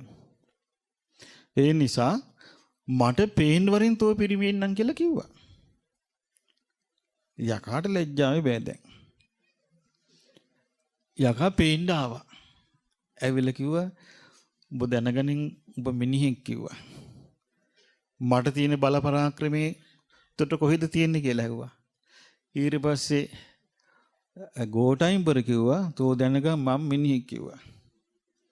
මට තියෙන බල පරාක්‍රමේ තොට කොහෙන්ද කියලා ඇහුවා. දැන් මෙහෙම ආද ගිහලා ඊට පස්සේ එහෙනම් සටනට වරෙන් කියලා එහෙනම් තම්මැන්නා සෝනෙදි තඹපන්නි සෝනෙදි සටන දෙමු කිව්වා. කියලා සෝනට ගිහිල්ලා සටනට ඉති යක්ෂ සේනාව එක්කතු කරගෙන යක්ෂ නායකයාව සටනට රියන් 20ක් උඩට පැනලා කවුද මේ ගෝඨයිම්බර යෝධයා රියන් 20ක් අහකාසේ උඩට පැනලා කරණම ගහලා මේ කකුලේ සුලඟිල්ලෙන් ගහලා තියෙන්නේ බෙල්ල ගැලවිලා යන්නේ. ඊට පස්සේ ආයෙත් බීලා දැන් මෙයා මේ විස්තරය කියන දුටුගැමුණු රජුරුව ගාවට එනවා. රජුරුව කිව්වා ඕකට එන්න දෙන්න එපා වාසලේ දොරටු වහපල්ලා ඕක බීලා ඉන්න කිව්වා. කලකිරුණා. ඔක්කොම අතෑරියා ගෝඨයිම්බර. ඔක්කොම අතෑරලා කෙලීම ගියා මණිනාග දෙවියන්ට ජැෆ්නා. එතන ඉඳලා පැන්න මූදට. පැනලා කෙලීම පීනකට ගියා කාවේරි පටුනට. ගොඩ වුණා. වෙලා භික්ෂු ඇහුවා මේ කවුරුත් ඉන්නවද මේ ස්වාමීන් වහන්සේලා ඉන්නවද? ඔව් අනාන්තරේ ඉන්නවා ස්වාමීන් වහන්සේලා. උන්වහන්සේලා වඩිනවා කිව්වා දානෙට. එහෙනම් මට මුණ ගස්සාපල්ලා කිව්වා. මුණ ගැස්සෙව්වා. මුණ ගස්සලා කිව්වා ස්වාමීනි මට පැවිදි වෙන්න ඕනේ කිව්වා. පැවිදි වුණා. රහතන් වහන්සේ නමක් වුණා. පිරිනිවන් පෑවා. ධර්මය. ධර්මයේ හැසිරීම. ධර්මයේ හැසිරීම කියන්නේ එතකොට මොනතරම් බලයක්ද? බුදුරජාණන් වහන්සේ වදාලා ගෘහපතිය අධර්මයේ හැසිරීම හතර ආකාරයකින් වෙනවා. එකක් තමයි බොරු කියන්නෙක් වෙයි. ඔන්න වචනයෙන් අධර්මයේ හැසිරීමේ එකක් බොරු කියන්නෙක් වෙයි. කොහොමද බොරු කියන්නේ? පිරිස මැද්දේ හෝ නෑදෑය මැද්දේ හෝ ආණ්ඩුවේ හෝ උසාවියේ හෝ අඬ ගහලා කියනවා එබ්බා පුරුෂය යමක් දන්නවාද ඒ දන්න දේ සත්‍ය වශයෙන් කියපන් කියලා. එතකොට මෙයා මොකද කරන්නේ? දන්න දේ දන්නේ නැහැ කියනවා. දැක්ක දේ දැක්කේ නැහැ කියනවා. නොදැක්ක දේ දැක්කා කියනවා. නොඇසු දේ ඇසුවා කියනවා. බොරු කියනවා. මේක කියනවා තමා හේතුවෙන් හෝ අනුන් හේතුවෙන් හෝ අල්ලස් ගැනීමෙන් හෝ දන දන බොරු කියයිද? මේක අධර්මයේ හැසිරීම. අද මේවා වෙනවාද නැද්ද? වෙනවා. ඊළඟට තියෙනවා කේලම් කීම. වචනයෙන් අධර්මයේ හැසිරීමයි. කේලම් කියන එක මොකද කරන්නේ? මෙතනින් අහගෙන ගිහින් එතන කියනවා. එතනින් අහගෙන ඇවිල්ලා මෙතන කියනවා කියලා ඉති සමග්ගානං වා බෙත්තා මෙසේ සමගී වූ අයව බිඳිනවා. භින්නානං වා අනුප්පදාතා බිඳුණු අය තවත් බිඳෙන්න රුකුල් දෙනවා. වග්ගාරාමෝ වග්ගරතෝ කොටස් වෙන්න කෑලි කැඩෙන්න පිරිස කණ්ඩායම් ගැහෙන්න කල්ලි ගැහෙන්න වචන කතා කර කර උදව් කරනවා. සමගි වෙන්න නොදී. ඒක අයිති වෙන්නේ මොකේදද? වචනයෙන් අධර්මයේ හැසිරීම කේලම. ඊළඟට තියෙන පරුසා වාචෝ හෝති. වචන තියෙනොත් කර්කස අහන්න අමාරු ඊළඟට මිනිස්සු කිපෙන ක්‍රෝධය ඇති වෙන සිතේ සංසිඳීම නැති වෙනවා ඒ ඇහුවාම. එතකොට ඒ මොනවද? පරුස වචන. ඒ වචනෙන් අධර්මයේ හැසිරීම. ඊළඟට තියෙනවා සම්පප්පලාප. සම්පප්පලාප කියන්නේ ඊ අර්ථ කිසි තේරුමක් නෑ. ඒක කාලෙට ගැලපෙන්නෙත් නෑ. ඒකේ සත්‍යයකුත් නෑ. ඒකේ අර්ථයකුත් නෑ. දැන් වැඩිපුර ඇහෙන්නේව නේද? වැඩිපුර ලෝක මිනිස්සු කතා වෙන්නේ. එතකොට මේ ඔක්කොම මොනවද? වචනෙන් අධර්මයේ හැසිරීම. වචනෙන් අධර්මයේ හැසිරීම හතර ආකාරය මොනවද? බොරු කීම, කේලම් කීම, පරුස වචන කීම, හිස් වචන කීම. මේ හතර වචනෙන් අධර්මයේ හැසිරීමයි. කතංච ගහපතයෝ ත්‍රිවිධම් මනසා. මනසින් ත්‍රිවිධ විදියට අධර්මයේ හැසිරෙනවා. කොහොමද? ඒකච්චෝ අභිජ්ජාලෝති. අභිජ්ජාලෝ කියලා කියන්නේ විෂම ලෝභයෙන් යුක්ත වෙයි.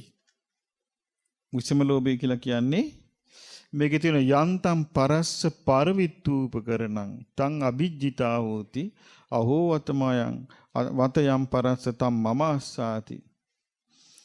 අනුන් සතු වස්තුව තියෙනවා. අනුන් සතු වස්තු. අනුන් සතු කනකර ආභරණ ගෙවල් දොරවල් ගහකොළ මොනවා හරි ඇද්ද?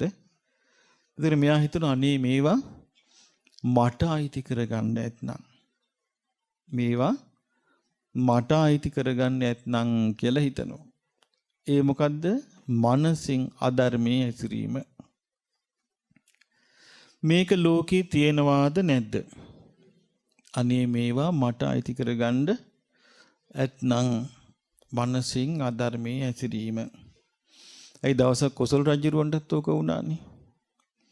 කොසල් රජුරෝ යනවා මේ වීදි සංචාරේ. වීදි සංචාරේ යනවා කියන්නේ මොකද්ද ඒ කාලේ? ඇතා පිටේ නැගලා රාජ ලීලාවෙන් ඔය වටපිට බල බල යනවා දැන්. යනකොට මේ පොඩි ගේක උඩුමහල් තලයේ හිටපු ලස්සන කාන්තාවක් කොසල් රජුරු දිහා බලලා hina වුණා. ඉතින් ගෞරවයට hina වුණේ. රාජ්‍යරුව හිතුවා මේ දැක්ක ගමන් මේ ලස්සන කාන්තාවක් කියලා මොකද්ද හටගත්තේ? රාගය හටගත්තා. ඊට පස්සේ රාජ්‍යරුව හනික මේ චාරිකාව වීදි සංචාරය ඉවර කළා ගියා. ගිහිලා දැන් ඔන්න මේ යහන් ගබඩාවේ ඉන්නවා අප්සෙට් වෙලා. ඒතර ඇමතිය ඇහුවා දේවයන් වහන්සේ මක්කුණාද කියලා මොනේ මැලවිලා ගිහිල්ලා ඇඟ පණ නෑ වගේ ඔළුව අවුල් වෙලා මොකද කියලා ඇහුවා ඇමතියනි නුඹ දැක්කාද අර ආස්වාල් තන හාන්දියෙන් හැරෙනකොටම අර ගෙදර උඩමහලේ කාන්තාවක් හින ඇහුණා නුඹ දැක්කාද? දැක්කා දේවයන් වහන්සේ ඒ වෙලාවේ තියලානේ තමුන්නාසිට මේ විපත්ති උනේ කිව්වා. සොයලා බලාපන් කිව්වා මේ ස්ත්‍රියාව විවාහකද අවිවාහක ස්වාමීනි දේවයන් වහන්සේ මන් දන්නවා කිව්වා. බොහොම හොඳ අහිංසක පවුලක් කිව්වා. ස්වාමියෙක් ඉන්නවා කිව්වා. දැන් ඔන්න අනුන් සතු දෙයක් Tamanට ගන්න. දැන් අටගත්ත මොකද අභිජ්ජා නෙමෙයිද මේ? ඊට පස්සේ කල්පනා කළා එහෙනම් එකපාරටම අන්තපුරයට ගෙන්න ගන්න බෑ. එහෙනම් කරන්න ඕනේ ස්වාමියාව හිමීට මරවන්න ඕනේ. ඔන්න පොලිටික්ස්. ඊට පස්සේ කිව්වා දැන් මරවන්න. එකපාරට මරවන්න බෑනේ. ඊට පස්සේ රාජ නියෝගයක් කළා ඒ මනුස්සයාට එන්න කිව්වා. ඉතින් ආවා. ආවට පස්සේ කොසල් රජුරු කිව්වා උඹ බොහොම හොඳ කෙනෙක්. උඹ බොහොම හොඳයි කියලා ආරංචි. ඒ නිසා මම රජවාසලට බඳ ගන්නවා කිව්ව රාජ සේවයට. එතකොට කිව්වා අනේ දේවයන් වහන්සේ ගැත්තට අනුකම්පා කරන්න මම මේ කුලී වැඩ කරලා ජීවත් වෙන්නේ. මට ඒ රස්සාව හොඳයි රාජවාසලේ රාජකාරී බරපතලයි කිව්වා. ඊට පස්සේ නෑ මේ රාජකාරී උඹේ හොඳ නැති නා මේකක් තියාගන්න කියලා සල්ලිත් දුන්නා. දැන් උන ටික දවසක් රාජකාරී යනවා. දැන් රජුරුවන්ගේ හිතේ තියෙන්නේ මොකද්ද? දෙන්නම් ඔබට. ඊට පස්සේ දැන් බලන්න මේ අකුසලයේ වැඩ කරන විදිය. ඊට පස්සේ රජුරු එකපාරටම මෙයාට උදේ පාන්දර ආව රාජකාරී වලට. ආවට පස්සේ කිව්වා හරි. අද හවස මම නාන්නේ අරුණුවන් මැටි ඇඟේ ගාලා කඩපුල් මල් පණ දින්න ඕනේ මට. අරුණුවන් මැටි ඇඟේ ගාලා නාලා කඩපුල් මල් පණ දාන්න ඕනේ. නුඹ දැම්ම ගිහින් අරන් වරෙන් කොහෙන් හරි හොයාගෙන. නාව දන්නවනේ වෙනදී කිව්වා. දැන් දන්නවා ගිහිල්ලා ඉන්න බෑ කියලා. දැන් මෙයා දුවලා ගෙදර ගියා. යනකොට බත ලිපේ. කො සොඳුරියේ මට ඉක්මනට මේ කඩපුල් මල්ලුයි ආරුණුවන් මැටිගේ ඉන්න වෙලා තියෙනවා. ඕවා තියෙන්නේ හිමාලය කියලා මං ආරංචි තියෙන කඩපුල් මල් තියෙන්නේ නාගලෝකයේ කියලා මං දන්නේ. මං කොහෙන්ද දන්නේ මේවා ගේන්නේ. ඒ නිසා මේ මට හනික ඔය බත් මුලක් බැඳලා දෙන්න කිව්වා. ඒතකොට කිව්වා මේ අනේ හිමියනි තව ස්වල්ප වෙලාවක් ඉන්න. තාම බත ඉදීගෙන එනවා කිව්වා. නෑ ඔය තියෙන දේ බෙදලා දීපන් මං දැන් යන්න ඕනේ කිව්වා. ඊට පස්සේ අර බිරිඳ මොකද කළේ ඉක්මනට බත් මුලක් හදලා දුන්නා. දැන් මෙයා බත් මුල අරගෙන දුවනවා. මේ බත් මුල දැන් අතේ තමයි ඉතුරු ටික තැම්පෙන්නේ. ඊට පස්සේ දැන් මෙයා ගිහින් ගඟක් අයිනට ආව දැන් මහන්සි. එනකොටම මේ දැන් බත් මුල ලෙහාගත්ත කන්න. බත් මුල ලෙහාගත්තාම මිනිස්සෙක් හිටිය දුගී මිනිස්සෙක් කී පාරේම යන කණ්ඩ නැති. එයාට කොටසක් දුන්නා. ඔයා මේක කන්න කියලා. දැන් මෙයාට බත් කන්නත් බෑ දැන්. ඇයි අප්සෙට් එකේ ඉන්නේ නේද? දැන් මේක හොයාගන්න. ඊටු කොටස මාළුන්ට දුන්නා. දීලා අත් දෙක හොදලා ගඟෙන් වතුර ටිකක් බීලා අත් දෙක උඩට උස්සලා කිව්වා අනේ දෙවියනේ කවුරු හරි ඉන්නවනම් මේක අහන්න. මම මගේ දානේ මං කොටසක් මිනිස්සෙකුට දුන්නා. මේ මිනිස්සෙකුට දීමේ විපාක 10 ගුණයක් කියලා මං අහලා තියෙනවා. මම මේ ඉතුරු කොටසක් මේ මාළුන්ට දුන්නා. තිරිසන් සතුන්ට දීමේ විපාක 100 ගුණයක් කියලා මං අහලා තියෙනවා. ඒ සියලුම පින් මං ඔබ වහන්සේලාට අනුමෝදන් කරනවා. අනේ මට මේ කඩුපුල් මලුයි මේ අරුණුවන් මැටි හොයාගන්න පිළිවෙලක් කියා දෙන්න දෙවි කෙනෙක්වත් උදව් කරන්න කියලා කෑ ගහලා මේ හිස් ආකාශයට කිව්වා. ගඟේ හිටපු නාගරාජෙක් අහගෙන හිටියා. සීයා කෙනෙකුගේ වෙස්ෙන් ආවා. ඇවිල්ලා ඇහුවා මොකද්ද මේ ඔයා කලබලෙන් වගේ කියලා. අනේ සීයේ මට මෙන්න මෙහෙම රාජ නියෝගයක් ඇවිල්ලා තියෙනවා. මෙහෙම ගෙනියන්න කියලා. සීයා කිව්වා එහෙනම් මගේ ළඟ තියෙනවා. කඩුපුල් මලුයි අරුණුවන් මැටි මන් දෙන්නම්. මට මොනවද දෙන්නේ කියලා ඇහුවා. කිව්වා අනේ සීයා මට වෙන දෙන්න දෙයක් නෑ. අද රැස් කරපු පිනක් තියෙනවා කිව්වා. මොකද්ද? මිනිස්සෙකුට දානයක් දීලා 10 ගුණයක විපාක තියෙන පිනයි. තිරිසන් සත්තුන්ට දාන දීලා 100 ගුණයක විපාක තියෙන පිනයි තියෙන. මං ඒක දෙන්නම් කිව්වා. හා එහෙනම් මට ඒක දෙන්න කිව්වා. දැන් ඒ පින දුන්නා. අර කඩුපුර මලුයි අරුණෙමටි ගත්තා. දැන් ඉතින් හවස් වේගෙන එනවා. දැන් මෙයා එක පිම්මේ දුවගෙන ඉනවා. රජුරු කල්පනා කළා මිනිසයා කියන සතා තමුතු සතෙක්. මේකා එන්න බැරි නෑ වෙලාවට. ඒ නිසා වේල පහින් ගේට්ටු හපන් කිව්වා. දැන් කොසල් මෙයා එනකොට කඩපුල් මලුයි අරුණවල් මැටි අරගෙන ගේට්ටු අහලා කෑ ගහලා කිව්වා මම රාජපුරුෂයෙක් ගේට්ටු අරපන් මේ රාජ නියෝගයක්. බෑ කවුරුවවත් ගේට්ටු අරින්නේ නැහැ කිව්වා. එහෙනම් දෙවියනේ බලා ගන්න කියලා එතන තිබ්බ මැටි ටිකයි කඩපුල් මල් ටිකයි තියලා කල්පනා කළා මට දැන් වෙන පිහිටක් නැහැ. දැන් මම දැන් යනවා ජේතවනාරාමයට. මං ඇතුළට වෙලා ඉන්නවා මම එළි හිටියොත් මරයි. දැන් මෙයා හිතනවා මං එළි හිටියොත් මරයි. කල්පනා කළා. දැන් ඉතින් හරි සතුටුයි දැන් ආවි නැහනේ. කොසල් රජුට හරි සතුටුයි දැන් හෙට උදේම හිස ගසා දාන්න අර මිනිස්යාගේ. දාලා අර හාමිනේව අන්තපුරයට ගෙන්න ගන්න. දැන් කල්පනා කළා දැන් නිදා ගන්නවා. නිදාගෙන කල්පනා කරනවා. අනේ අර සුන්දර සිනාව අර ඇස්කොම් බැල්ම අර අක්බඹරුවන් කේස කලාපේ අර කොඳ කකුලුවන් දන්තාලේ පෙනෙමින් දත් එතකොට දැන් එහෙම කල්පනා කර දැන් රජුරු ඇඹුරින් නිින්ද යන්නේ රජුරවන්ට දැන් ඉන්නකොට ඔන්න දැන් නිින්ද යාගෙන ආවා. දෙදුරුම් කණ්ඩ සද්දයක් ආවා. දු ස න සෝ කියලා. අකුරු 4යි. දු ස න සෝ කියලා අහපු ගමන් රාජ්‍යරු ඇඳෙන් උඩ ගිහින් බිම යටුණා. මුළු මාලිගාවම හෙල්ලලා ගියා වගේ හොඳටම කම්පා වුණා. හොඳටම බය වෙලා පාන්දරිම පුරোহিত බමුණු කැඳෙව්වා.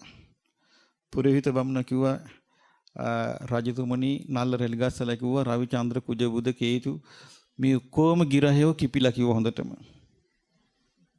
ඔබ වහන්සේට මහා අනතුරක් කිව්වා.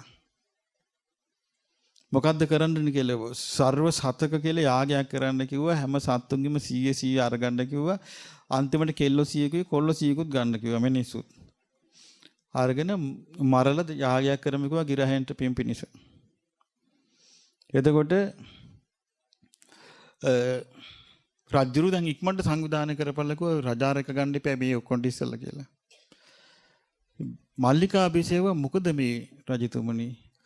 ඇයි දේවීන් වහන්සේ දන්නේ නැද්ද කියලා මේ විපත්ති මේ ගිරහ කිපිලා කිව්වා.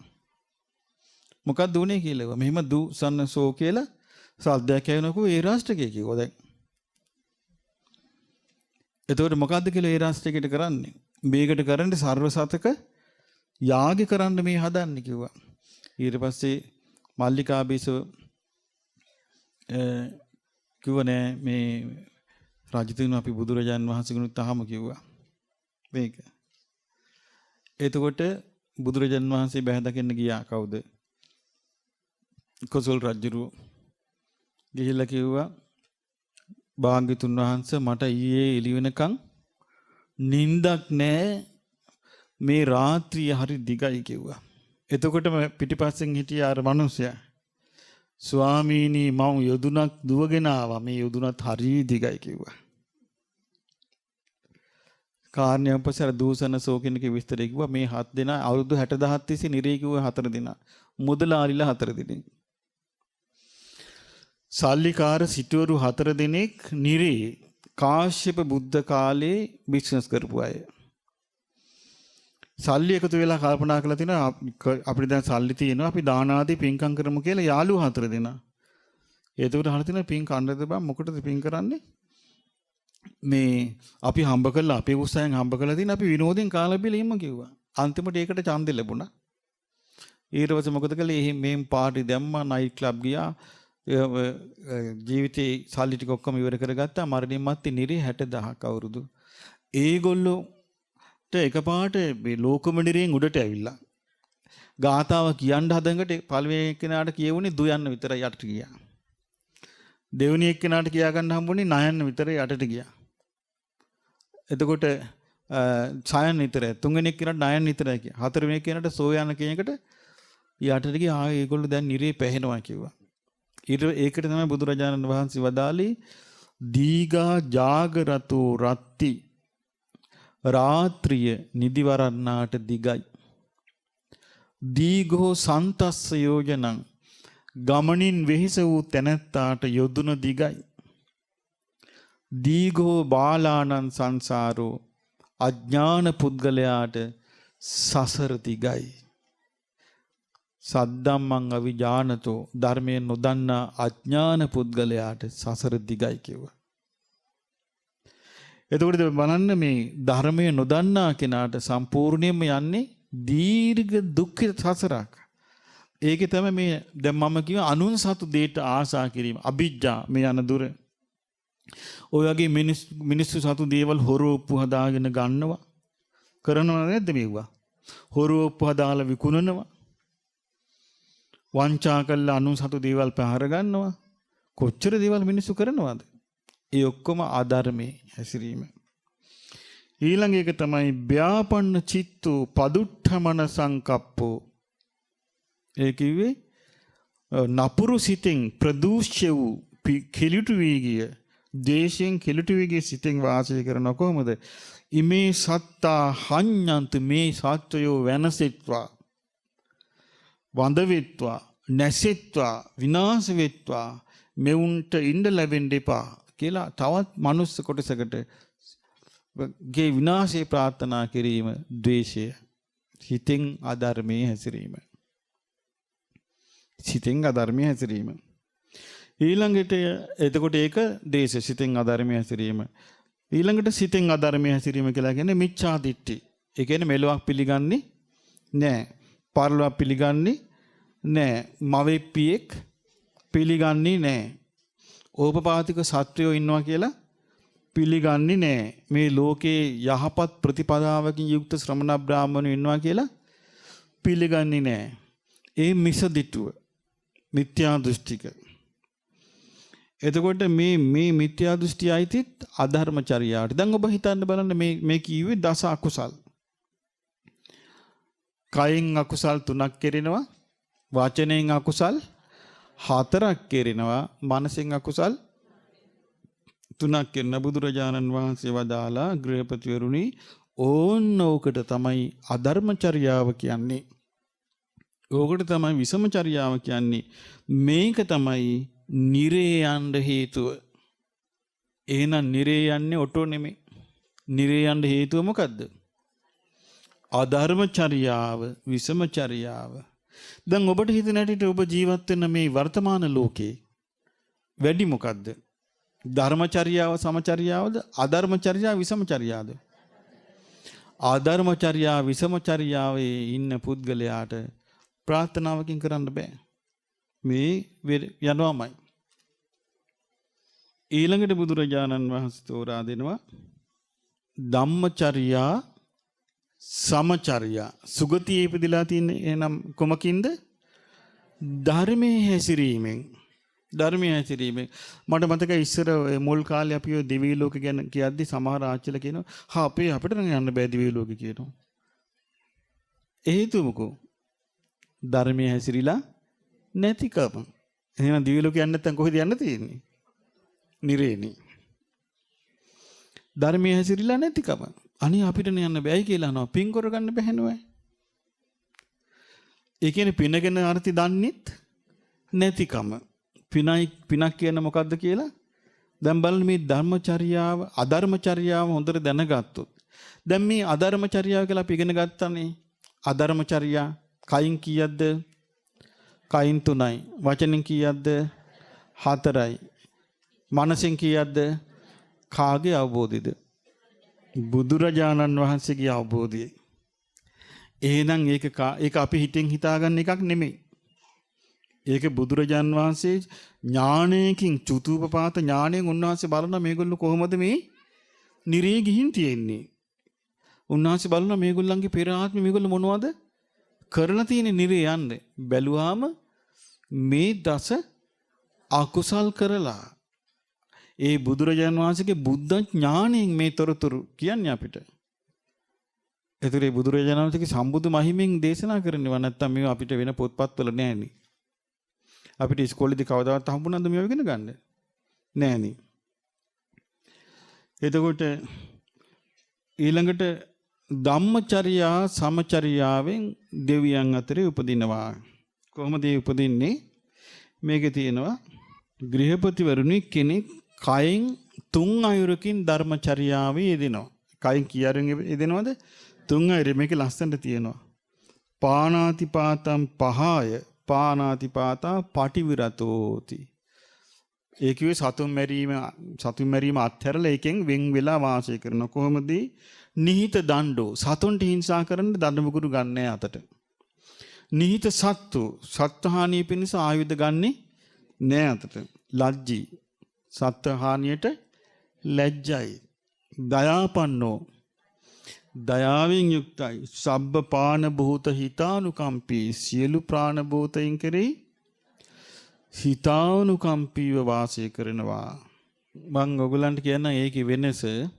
මට මතකයි අපි ඔය දෙමළ කොළහල එන කාලේ හිටියේ අපි ශේරවිල හිටියේ. එතකොට ඔය කොටි ගහපු කාලේ පැතර කොටි ගහනවා.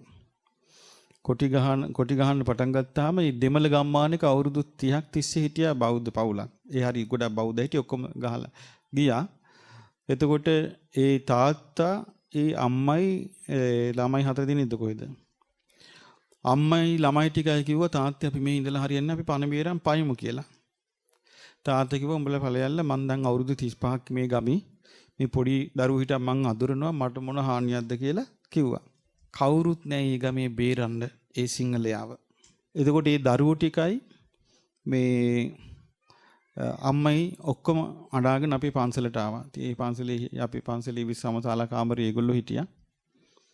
ඔන්න ආරංචි වුණා තාත්තව දෙමළු ඇවිල්ලා කැපුවා කියලා. දෙකට කපලා ගිහිල්ලා. ගමේ කවුරුවත් නැහැ. අවුරුදු එකට හිටපු මිනිස්සු බේරන්න කෙනෙක් නැහැ. අඩු ගානේ ගිහිල්ලා වැවිවත් අංගන්න එපා. වැවි හැංගිලා හිටපන් ගෙදර බුදියන්න එපා කියලා. කවුරුත් නැහැ. ඔය අතරේ හිටියා අපේ ඒ කියන්නේ මොකද්ද විදුලි බල මණ්ඩලයෙන් පත් වෙලා ආපු මඩකල්පේ ඉඳලා දෙමළ මහත්තයෙක්. එයා තමයි සම්පූර්ණ ශේරිවිල බැලුවේ. අරහේ දෙමළ මිනිස්සු ගහන්න හදනකොට මෙහි සිංහල මිනිස්සු කතා වුණා මේ මහත්තයා උස්සන්න.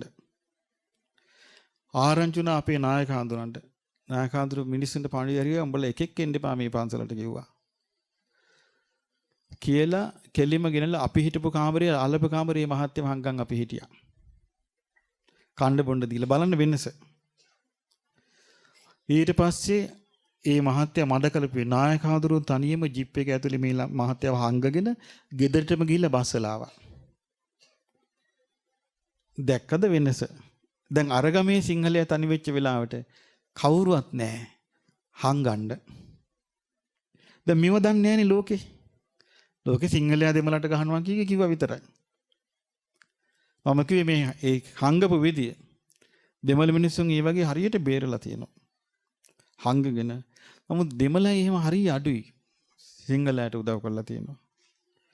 ඒකයි මේ කියන්නේ මේ ප්‍රශ්න ආපු වෙලාවට. එතකොට මේ ඉතින් අපි ආදරෙන් සැලකුවා යාට කිසි වෙනසක් කළේ නැහැ අපිත් පුංචි කාලේ. එතකොට මේ නායකහරු සම්පූර්ණයෙන් එක්කන් ගිහිල්ලා බස්සලා ආවා. ඔයා කිසි දෙයකට බය වෙන්න එපා අපි ඉන්නවා කියලා.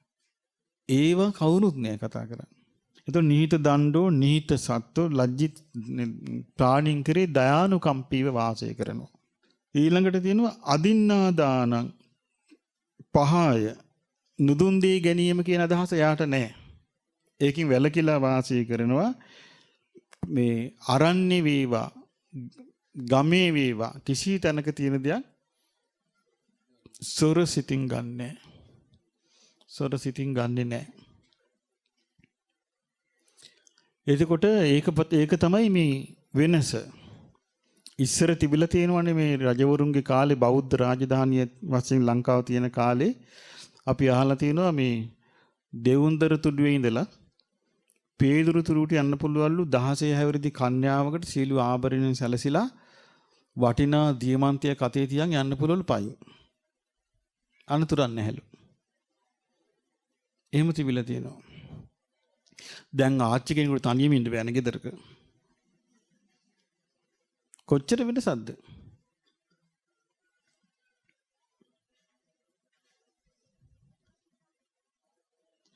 ඊළඟට තියෙනවා කාමේසු මිච්ඡාචාරා පටිවිරතෝති. මේ වගේ අම්මා යටතේ, දෙමව්පිය යටතේ, සහෝදරිය යටතේ, සහෝදරය යටතේ, ස්වාමියා යටතේ, ඊළඟට ධර්මයේ තුල මේ ආරක්ෂාවල ඉන්න කිසි කෙනෙක් සමග අනාචාරය හැසිරෙන්නේ නැහැ. ආන් ඒක ධර්මයේ හැසිරීම. කයින් ධර්මයේ හැසිරීම. වචනින් ධර්මයේ හැසිරෙනවා කියන්නේ මොකද්ද?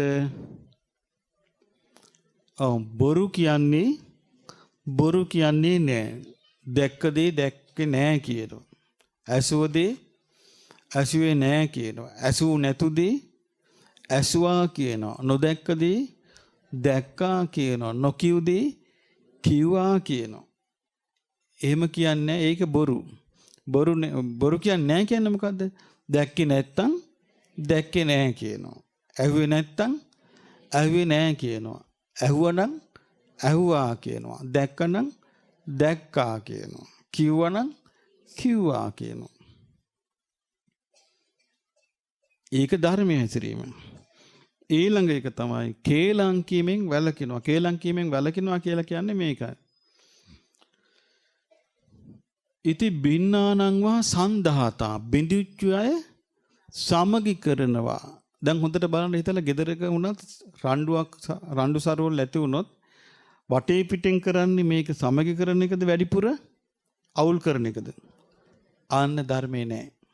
ධර්මයේ තීරණම් කරන්නේ බිඳිච්ච අය සමගි කරනවා. බින්නනංවා සන්දහතා සහිතානංවා අනුප්පදාතා සමගි වෙච්ච අයට සමගියෙන් ඉන්න උදව් කරනවා. සමග්ගා රාමෝ සමගියට සතුටු වෙනවා. සමගියට කැමති වෙනවා. සමග්ග රතෝ සමගියට ඇලෙනවා. සමග්ග නන්දි අනිත්‍යයි සමගියෙන් ඉන්නවා බලලා සන්තෝෂ වෙනවා. එතකොට ඒක ඊළඟට පරුසා වාචා පරුස වචනේ වෙන් වෙලා කියනවා මේ යම් වචන තියෙනවනේ. වචන තියෙනවා කන්න සුඛා පේමනීය හදයංගමා පෝරි. ඒ කියන්නේ මේ කනට මිහිරි ප්‍රේමණීය වූ හෘදයාංගම පෝරි කියලා කියන්නේ වැදගත් වචන පාවිච්චි කරන බහුජන කාන්තා බොහෝ දිනා කැමති බහුජන මනාප බොහෝ දිනාට මනාප වූ වචන කියනවා. ඒ තමයි ධර්මයේ. මේ ධර්මයේ මේ කියන ලක්ෂණ ඔක්කොම තියෙනවා නේද? ධර්මයේ තියෙනවා නේලා කන්න සුඛා පේමනීය හදයංගමා පෝරි බහුජන කාන්තා බහුජන මේ ඔක්කොම තියෙනවා. දැන් අපි ගමු අර කියපු ගාථාව. දීගා ජාගරතෝ රත්ති නිදිවරණ තැනැත්තහුට රාත්‍රිය දිගයි. දීගා සන්තස්ස යෝජනං ගමනින් වෙහෙස වූ තැනැත්තහුට යොදුන දිගයි. දීගෝ බාලානං සංසාරෝ අඥාන පුද්ගලයාට සසර දිගයි. සද්ධම්මං අවිජානතෝ සද්ධර්මයේ නොදන්නා අඥාන පුදු සසර. මේ වචන මිහිරි නැද්ද? මధుර නැද්ද? කනට ප්‍රිය නැද්ද? මේක සත්‍ය නෙමෙයිද? සත්‍ය. ඒ වගේ. එතකොට සම්පප්පලාපම් පහය සම්පප්පලාපා පටිවිරතෝ හෝති. හිස් වචන වලින් වැළකීලා ඉන්නවා. කාලවාදී. මේ කාලේට ඒ කාලයට සුදුසු වචනේ කතා කිරීම. භූතවාදී ඌ දෙයකින් ඇත්ත දෙයකින් කතා කිරීම. අර්ථවාදී අර්ථවත් දෙයකින් කතා කිරීම. ධම්මවාදී ධර්ම යුක්තව කතා. දැන් අපි කියමු දැන් ඔබ දැන් මේ වැඩසටහන නිස්සද්ද වෙනවා. නිස්සද්ද වෙච්ච ගමන් ඔයගොල්ලෝ කතාව කරන්නේ කතාවක් ඕනෙනම නම් නිස්සද්ද වෙන්න බැරිම නම් එහෙනම් කතා කළ යුත්තේ මොකද්ද? ධර්ම කතාවක්. මේ ශාලාව ඇතුළට ගැලපෙන එකක්. අද පොහොය දවසට ගැළපෙන එකක්. අද රහතන් වහන්සේලා අනුගමනය කරන අදිෂ්ඨාන කරපු ජීවිතේට ගැළපෙන එකක් කතා කරන්න ඕනි. එහෙම ගැළපෙන එකක් හිතට එන්නේ නැත්තම් නිස්සද්ද වෙන්න ඕනි. නිස්සද්ද ඉන්නම අමාරු නම් කොණිති ගහගන්න. කොණිති ගහගන්න හයියෙන්. එතකොට ඒ දැවිල්ලට ඉන්න පුළුවන් නිස්සද්දව. එතකොට අර හිතට මතක් වෙනවනේ. නේද? එතකොට ඒ නිස්සද්දතාවය ගොඩාක් අද දවසේ ඔබට වටින්නේ නැද්ද? එකපාරට නිස්සද්දතාවය පුරුදු කරපු නැති අයනේ. පුරුදු කියන්නේ හැමතිස්සෙම හඬ බිඳ බිඳ ඉන්නේ. හඬ සංසිඳෝ නෙමෙයි ඉන්නේ. හඬ බිඳ බිඳ ඉන්නේ. එතකොට අර නිස්සද්දව ඉන්න බෑ. ඒක දෝෂයක් නෙමෙයි, ඒක පුරුද්දක්. එතකොට එකපාරට මොකේටද වැටෙන්නේ? පුරුද්දට වැටෙන්නේ. එතකොට පුරුද්දට නොවැටෙන්න නම් යම්කිසි උපායක් කරගන්න ඕනේ. දැන් මම උන උපාය දුන්නා. මොකද්ද? කොණිත්ත ගැනිල්ල. තමන් පිටස්තරය කොණිත්තන් දෙපා හොඳේ වහගනි. ඔය සිල් අරන් දෙන්න කියලා හයි. තමන්ව කොණිති ගහගන්න. මම ඒක කරන්නම කියනවා නෙමෙයි. නිස්සද්ද වෙන්න බැරි නම්. එතකොට අර මේ වගේ අවස්ථාවක විනාඩි 5ක් 6ක් හරි ඔබට පුරුදු වුණොත් නිස්සද්ද වෙන්න පුරුදු කරගත්තොත් වීරියකින්. ඒකට වීරිය ඕනේ නැද්ද? වීරියකින් පුරුදු කරගත්තොත් පොඩ්ඩක් හරි උදව් ලැබෙන්නේ ඔබේ වීරියට. පොඩ්ඩක් හරි උදව් ලැබෙන්නේ ඔබේ හිතේ හයියට. හිතේ බොළඳකම අඩු වෙනවා. ඒකයි. ඊට පස්සේ තියෙනවා ඔය බලක්කගෙන වාසය කරනවා. එතකොට මේ වචනෙන් කී ආකාරයේද? 4 ආකාරයි. ඒක හිතෙනුත් 3 ආකාරයකට ධර්මය ඇතිරෙනවා. කොහොමද ධර්මය ඇතිරෙන්නේ? අනුන් සතු දේවල් තමන් සතු වේවා කියලා හිතන්නේ නැහැ. මේකට හිතෙන් මොකද්ද ලැබෙන්න ඕනේ? එහෙම නොසිතා ඉඳනනම් මුදිතාව පුරුදු කරන්න ඕනේ. මුදිතාව කියන්නේ මොකද්ද? අනේ මේ සත්වයෝ සැපේටපත් වෙත්වා. මේ සත්‍යයන් තම තමන් ලද්දා වූ සම්පත්තියෙන් නොපිරිහෙත්වා. මේ සම්පත් දියුණු වෙත්වා කියලා ප්‍රාර්ථනා කිරීම. එහෙම හිතනවා නම් අර අනුන් සතු දෙයක් තමන් සතු වේවා කියන අදහස ඇති වෙන්නේ නැහැ. ඇති වෙන්නේ මොකද අනුන් සතු දේවල් තමන් සතු වේවා කියන අදහසට හිතේ හට ගන්නවා සියුම් ඉරිසියාවකුත් එක්ක. ඉරිසියාවක් හට ගන්නවනේ. ඕනේ තමන්ට මොකක් කරගන්න බෑ. තමන් කාලයක් තිස්සේ ඕනේ බස් එකේ යනවා. ඔන්න අල්ලපියට එක්කිනා මෝටර් සයිකලයක් ගෙනල්ලා. ඊට පස්සේ ටික කාලයක් යනකොට යා උත්සාහයෙන් කොහොම හරි වීරියෙන් දියුණු වෙලා ඔන්න කාර් එකක් ගෙනල්ලා. ඊට කල්පනා කරනවා අරුන් විතරක් දියුණු වෙනවා. ඒක එහෙම නෙමෙයි. අපි කම යා ගුණ ධර්ම රකින්නවා. ධනෙන් නැහැ කියමු. ගුණවන්ත වෙලා ඉන්නවා. අන්න ඒ වගේ දේවල් දකින්නකට සතුටු වෙන්න උපකාර වෙන ප්‍රධාන දේ මොකද්ද? මුදිතාව තියෙන්න ඕනේ. මේ අනුන් සතු දේ තමන් සතු නොවේවා කියන අදහසට. ඊළඟට තියෙනවා තරහා සිතක් නැතුව වාසය කිරීමට. ඒක අරක ධර්මයේ හැසිරීම. මුදිතාව තියා ගැනීම. තරහා සිතක් නැතුව වාසය කිරීමට තියෙනවා මේක බලන්න. ඉමේ සත්තා අවේරා හොන්තු. මේ සත්වයෝ වෛර නැත්තෝ වෙත්වා. අභ්‍යාපජ්ජා හොන්තු. ව්‍යාපාද නැත්තෝ වෙත්වා. අනීගා හොන්තු. දුක් නැත්තෝ වෙත්වා. සුඛී යත්තානම් පරිහරන්තු. සැපසේ තම ජීවිතය පරිහරණය කරත්වා. ඒක මෙනෙහි කරන්න කියනවා. ඒක මෙනෙහි කරන සත්‍යයට වෛර චිත්තය නැති වෙලා යනවා. තරහ නැති වෙලා යනවා. එතකොට ඒ වගේ මෙනෙහි කරන්න පුළුවන්කම ආйти වෙන්නේ මොකේටද? ධර්මයේ හැසිරීම. ඊළඟට තියෙනවා මෙයා පිළිගන්නවා.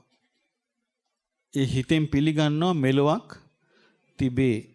පරලොවක් තියෙනවා. මට මව් කෙනෙක් ඉන්නවා.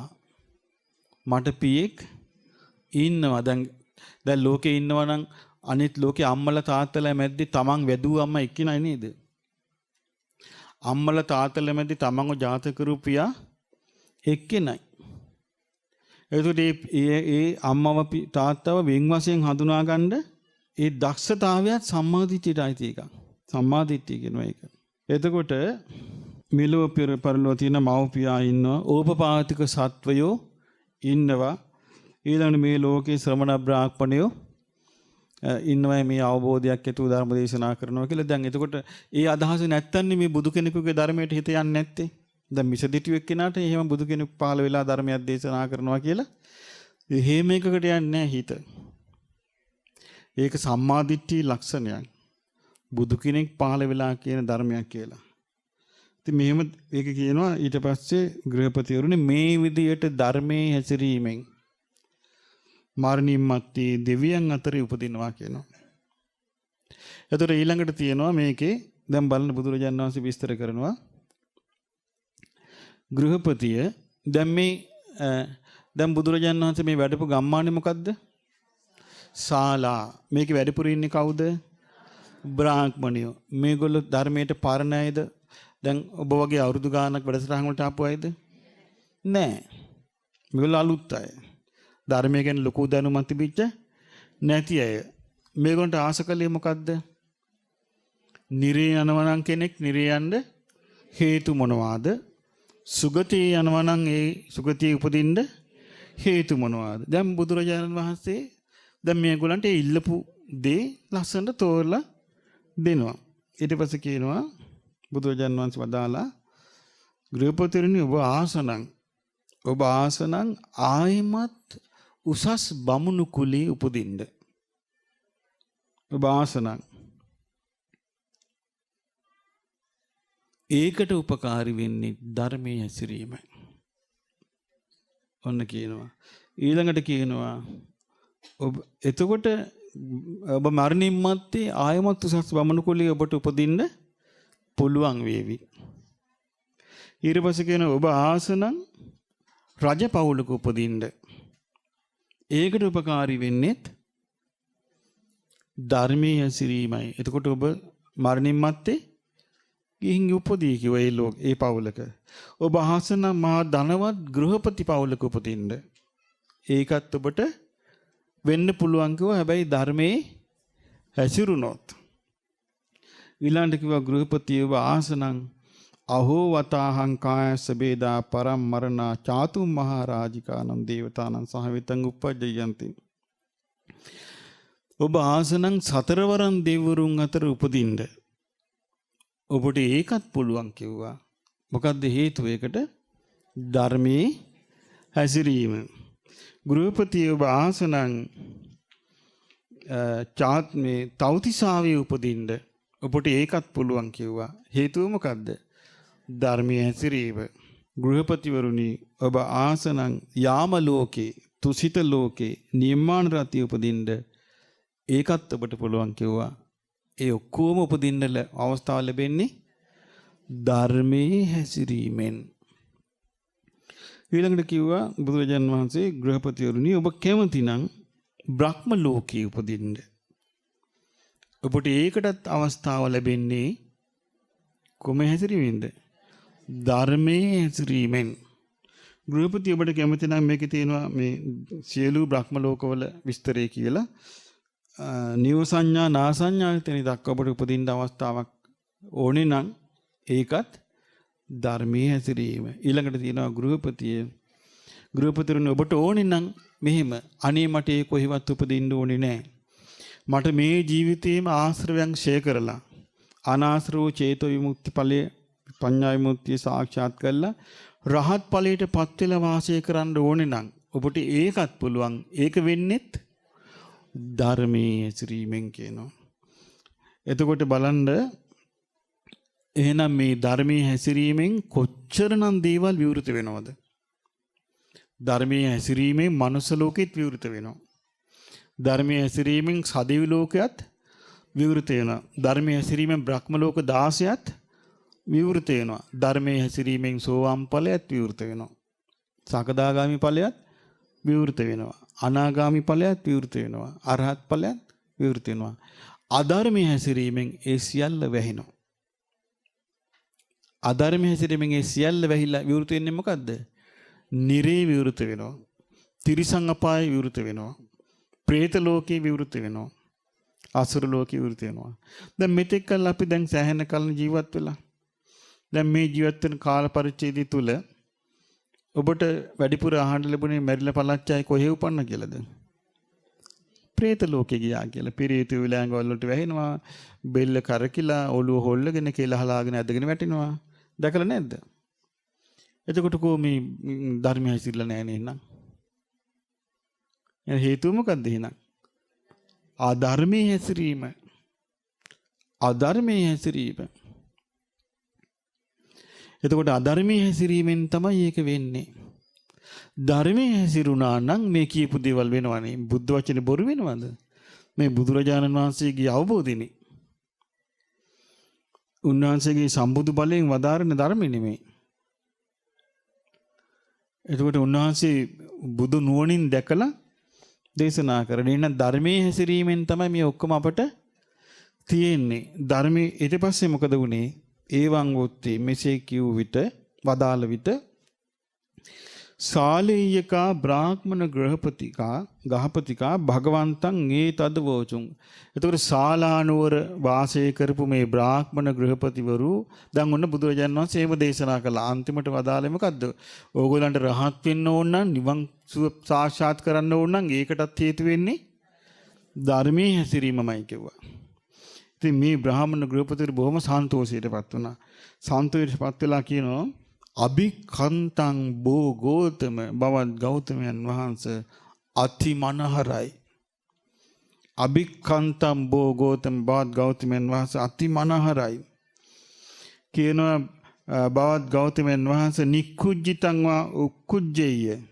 යක් මුණින් අතට හරවලා තිබිච්ච එක උඩු අතට හැරෙවුවා වගේ කියනවා. පටිච්චන්නං වා විවරෙය වහලා තිබිච්ච එකක් ඇරලා පෙන්නුවා වගේ කියනවා. මූලස්සවා මග්ගං ආචික්කෙය මම් මුලා වෙච්ච කෙනෙකුට හරිපාර පෙන්නුවා වගේ කියනවා. අන්ධකාරේවා තේලපජ්ජෝතං ධාරෙය චක්කුමන්ත රූපානි දක්ඛින්ති ඇසැත්තෝ රූප දකිත්වා කියලා අන්ධකාරයේ අඳුරේ පහනක් පත්තු කළා වගේ කියනවා. අඳුරේ පහන පත්තු කළා වගේ කියනවා ඇස් පේන අයට රූප පේන්න ලැබේවා කියලා. මේ ආකාරයට බවත් ගෞතමයන් වහන්සේ ධර්මයේ දේශනා කළා. ඒතේ මයම් භවන්තං ගෝතමං සරණං ගච්ඡාම ධම්මංච භික්ඛු සංඝංච කියන ඒ නිසා බවත් ගෞතමයන් වහන්සේ අපි බවත් ගෞතමයන් වහන්සේත් භාග්‍යතුන් වහන්සේ වදාළ ධර්මයක් ශ්‍රාවක සංඝයා සරණ යනවා. උපාසකේනෝ භවං ගෝතමෝ ධාරේතු අජ්‍යතග්ගේ පානුපේතේ සරණං ගතේති. අද පටන් පණ තියෙන තුරා භාග්‍යතුන් වහන්සේව සරණ ගිය ධර්මයේ සරණ ගිය ශ්‍රාවක සංඝයා සරණ ගිය උපාසකවරු බවට අපි පිළිගන්නාසේක්වා කියනවා. දැන් එතකොට දැන් බලන්න මේ සරණ ගියපු රටාව. මේ සරණ ගියේ කොහොමද? බුදුරජාණන් වහන්සේගේ අවබෝධය අදහගෙන නේද? දැන් මේ ධර්ම දේශනාව තුළ කියවෙන්නේ කාගේ අවබෝධයද? බුදුරජාණන් වහන්සේගේ අවබෝධය. ඊට පස්සේ බුදුරජාණන් වහන්සේ වදාළ දහයනම් උපාසකරුනි දැන් নমස්කාර කියන තුන් වතාවක් කියලා කිව්වද? නෑ. දැන් එහෙනම් කියාපම් බුද්ධං සරණ ගච්ඡාමි කියලා දැන් ඉස්සලා මං කියන කියලා එහෙම වුණාද? නෑ. එතකොට දැන් අපි මේ බුදුරජාණන් වහන්සේ නැවත නැවත සරණ යන්නේ මොකෝ? අපිට මතක නැති නිසා සරණ ගිය බව. සරණ ගිය බව මතක නැහැ. නමුත් දැන් අපිට පොන්චි කාලෙත් ඉස්කෝලේ යන එකටත් අපි බුද්ධං සරණං ගච්ඡාම කිව්වා. මාළගෙදරත් කිව්වා. ඊළඟට ඉස්කෝලෙදිත් කිව්වා.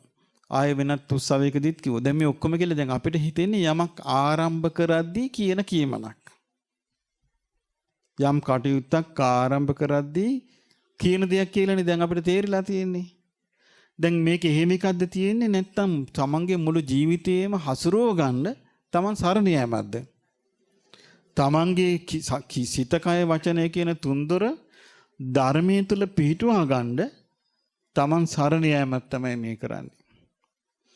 ඒතකොට ඒක තේරුම් නැත්නම් තමන්ට මේ සරණ පිහිටන්නේ නැහැ. සරණ නොපිහිටපු කෙනෙක් බුදු කෙනෙකුගේ අවබෝධය පිළිගනීද? නෑනේ. බුදු කෙනෙකුගේ අවබෝධය පිළිගැනීමයි සරණ එකට තියෙන්නේ. ඒ නිසා හරි විදියට බුදුරජාණන් දැන් උන්වහන්සේ මේ ධර්මයේ දේශනා කළා තියෙන උන්වහන්සේ ඇස් දෙකෙන් දැක්ක නිරියේ. උන්වහන්සේ പ്രേත ලෝකයේ പ്രേතයෝ ගැන දැක්ක. උන්වහන්සේ දේශනා කළ සමහර පෙරේතයන් ගැන විස්තර මිනිසෙන්ට කියන්නේත් නැහැ කිව්වා. මිනිස්සු අදහ නොගත්තොත් බුදුරජාන් වහන්සේගේ අවබෝධින අදහ නොගන්නේ. එතකොට මේ මිනිස්සුන්ට පෞරස් වෙනවා කියලා. එහෙම තියෙනවා පෙරේතයන්ගේ විස්තර. මුගලන් මහරහතන් වහන්සේ දැකපු ඊළඟට සමහර රහතන් වහන්සේලා දැකපු පෙරේතයෝ ඒ රහතන් වහන්සේලා කියන ස්වාමීන් අපි දැක්ක මේ පෙරේතයෝ හිතා ගන්න බෑ. මේ යොදුන් 25ක් දිග මේ පෙරේත සර්පයෙකු දැක්ක මිනිස්සෙකුගේ මූණක් තියෙනවා. ඇඟ සර්පයෙකුගේ වගේ ඒ නැට්ටේ ඉඳලා ගිනි ඇවිලි ඔලුවටම යනවා. ඔලුවේ ඉඳලා ගිනි ඇවිලි ආයි නැට්ටට යනවා. මේ බැගෑ හැඬින් කෙඳිරි ගගා ඉන්නවා කියනවා. කියනවා භික්ෂුව මම දැක්කා කියනවා. මාත් දැක්ක කියන ওই ගයාවත් මේ රජගහත් අතර ওই පෙරේතය ඇවිදවිද හිටිය මම දැක්කා කියනවා. මං කාටවත් කිව්වේ නැහැ. මොකද හේතුව මේ දිවස්ලාභියෙක් දැකපු දෙයක් කිව්වා ඔක. සාමාන්‍ය මිනිස්සුන්ට මේක ගෝචර වෙන්නේ නෑ. කිව්වනම් එහෙම මේ මිනිස්සු සැක කරනකො කොහෙද ওই જાති සත්තු ඉන්නේ කියලා. එතකොට ඒවගර ඇට රැකිලි පෙරේතෙක් ඒ ඇට සැකිල්ල ඊළඟ ලොකු කුළු ගෙඩි 60000කින් ඔලුවට වදිනවා. හැමතිස්සෙම මේ අර සුනිත්ත කියන පසේ බුදුරජාන් වහන්සේගේ කනට ගලක් විදලා.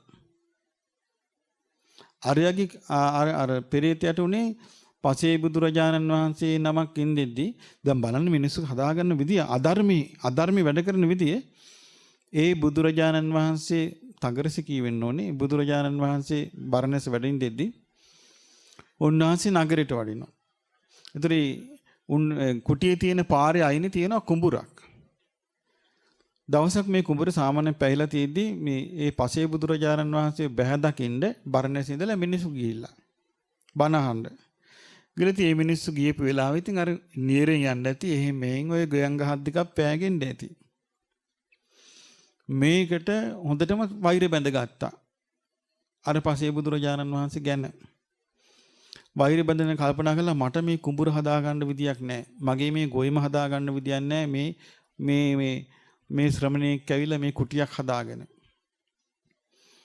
ඒ නිසා මෙයා ඕන තැනක ගියාය මට මගේ කූර පාඩුවේ කරගන්න ඕන කියලා මෙයා අර පසේ බුදුරජාණන් වහන්සේ ගමට පිණ්ඩපාත වඩනකන් ඉඳලා ගිනි තිබ්බා. කුටිය ගිනි තියලා ඔක්කොම පුච්චලා ගියා. ඊට පස්සේ උන්වහන්සේ වැඩිය දානි වන්දලා. වැඩියම දැක්ක මේ ගිනි තියලා කවුරු හරි කියලා.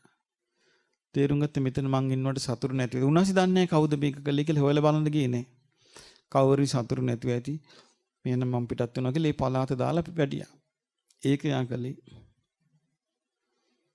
ඉතින් එයා හිතුවා ඒ වෙලාවේ ගිනි තියලා පිටත් කළා. හිතුවා දැන් ප්‍රශ්නේ ඉවරයි. දැන් හරි දැන් මට සැනසෙල්ලේ මගේ කුඹුරේ වැඩ කරන්න පුළුවන් කියලා. දැක්කනේ කුඹුරේ වැඩේ. යොදුන් 25ක් දිගයි සර්පයා. ඒ යොදුන් 25ක් කියන්නේ යොදුනක් කියන්නේ කිලෝමීටර් 10ක්. කිලෝමීටර් 250ක් දිගයි සර්පයා. එතකොට බලන්න භූත සර්පයා.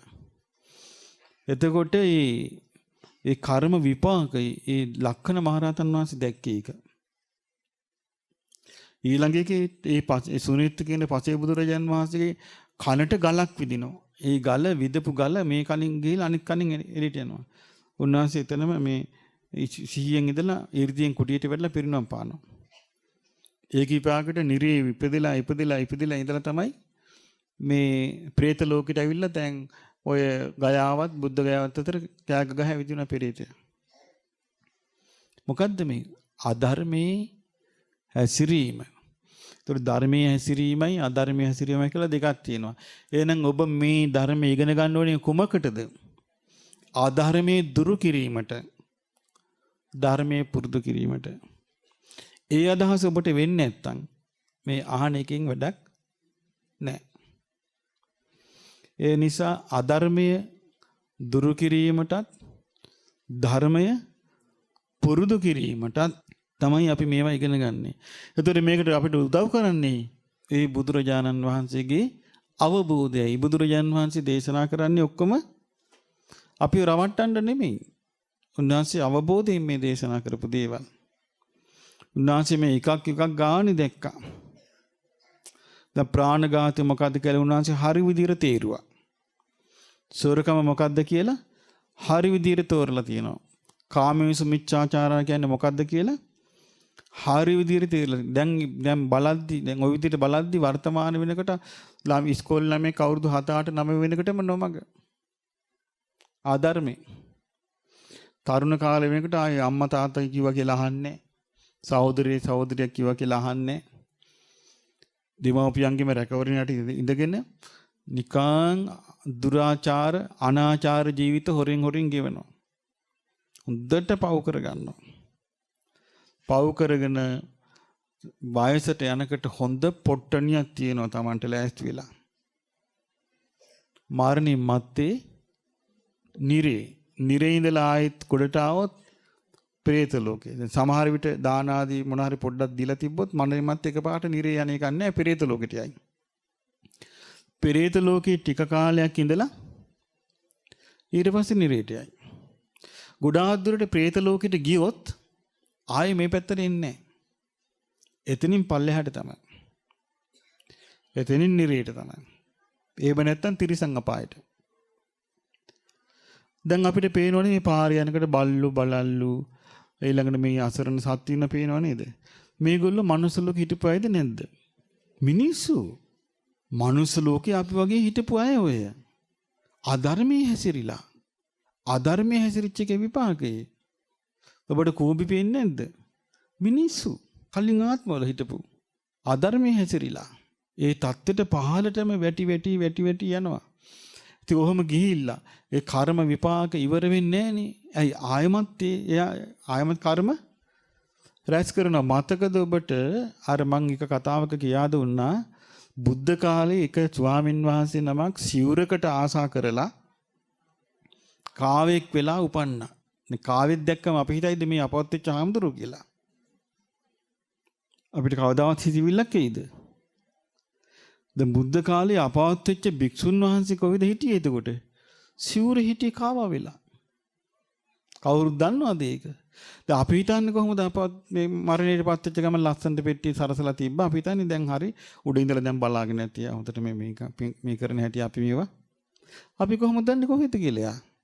එතකොට එතන හිටපු රහතන් වහන්සේලා ලෑස්ති වුණා ඒ සිවුර අරගෙන සංඝයාට බෙදන්න. සංඝයාට පූජා කරන්න.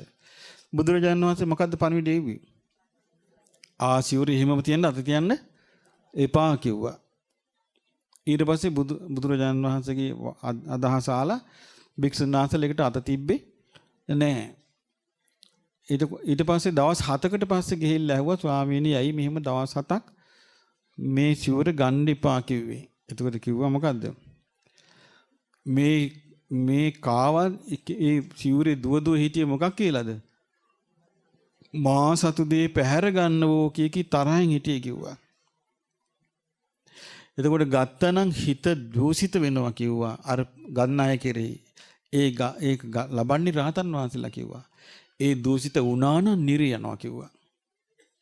ඒක වැළැක්වුවා බුදුරජාන් වහන්සේ. ඊට පස්සේ මරණයටපත් වෙලා තුසිත දිව්‍ය ලෝකේ උපන්නා. තුසිතේ යන්න පුළුවන් පිනක් තිබිච්ච කෙනෙකුට වැරදුනේ. එහෙමනම් දැන් මිනිස්සු ගැන කතා කරන්න දෙයක් තියනවාද? කතා කරන්න දෙයක් නැහැ දැන්. දැන් මිනිස්සු උඩගුත් වැඩි, පුහු වැඩි. ඒකයි. ඒ නිසා මේකේ තියෙන හරියට අපි මේක තේරුම් ගන්න ඕනේ. මේක බොහොම භයානක ගමනක් බව. තේරුම් අරගෙන මේ ධර්මය අහලා අපි වුණත් මේ ධර්මයේ ඇත්ත කියන්නේ හංගන්නේ නැතුව මේ ඔක්කොම නුවණ තියෙන කෙනෙකුට මේක තේරුම් ගැනීමටයි. නුවණ නැති කෙනෙක් ගැන අපිට කරන්න දෙයක් මොකද්ද? නුවණ තියෙන කෙනෙක් තේරුම් අරන් අකුසල් දුරු කළා ධර්මයේ හැසිරෙන්න වීරිය ගන්න නැද්ද?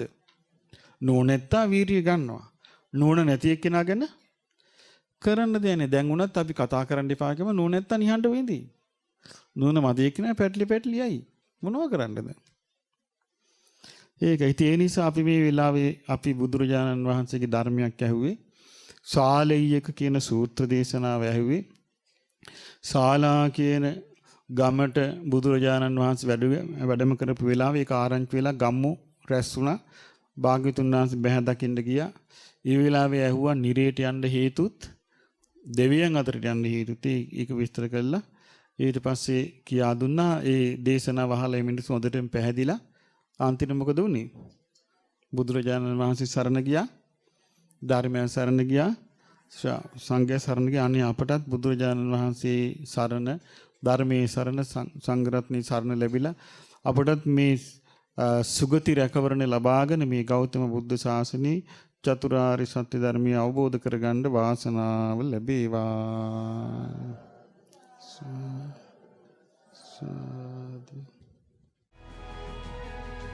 මෙවැනි වටිනා ධර්මදේශනා නැරඹීමට ශ්‍රද්ධා YouTube චැනලය සබ්ස්ක්‍රයිබ් කර සීනුව ලකුණ ඔබන්න.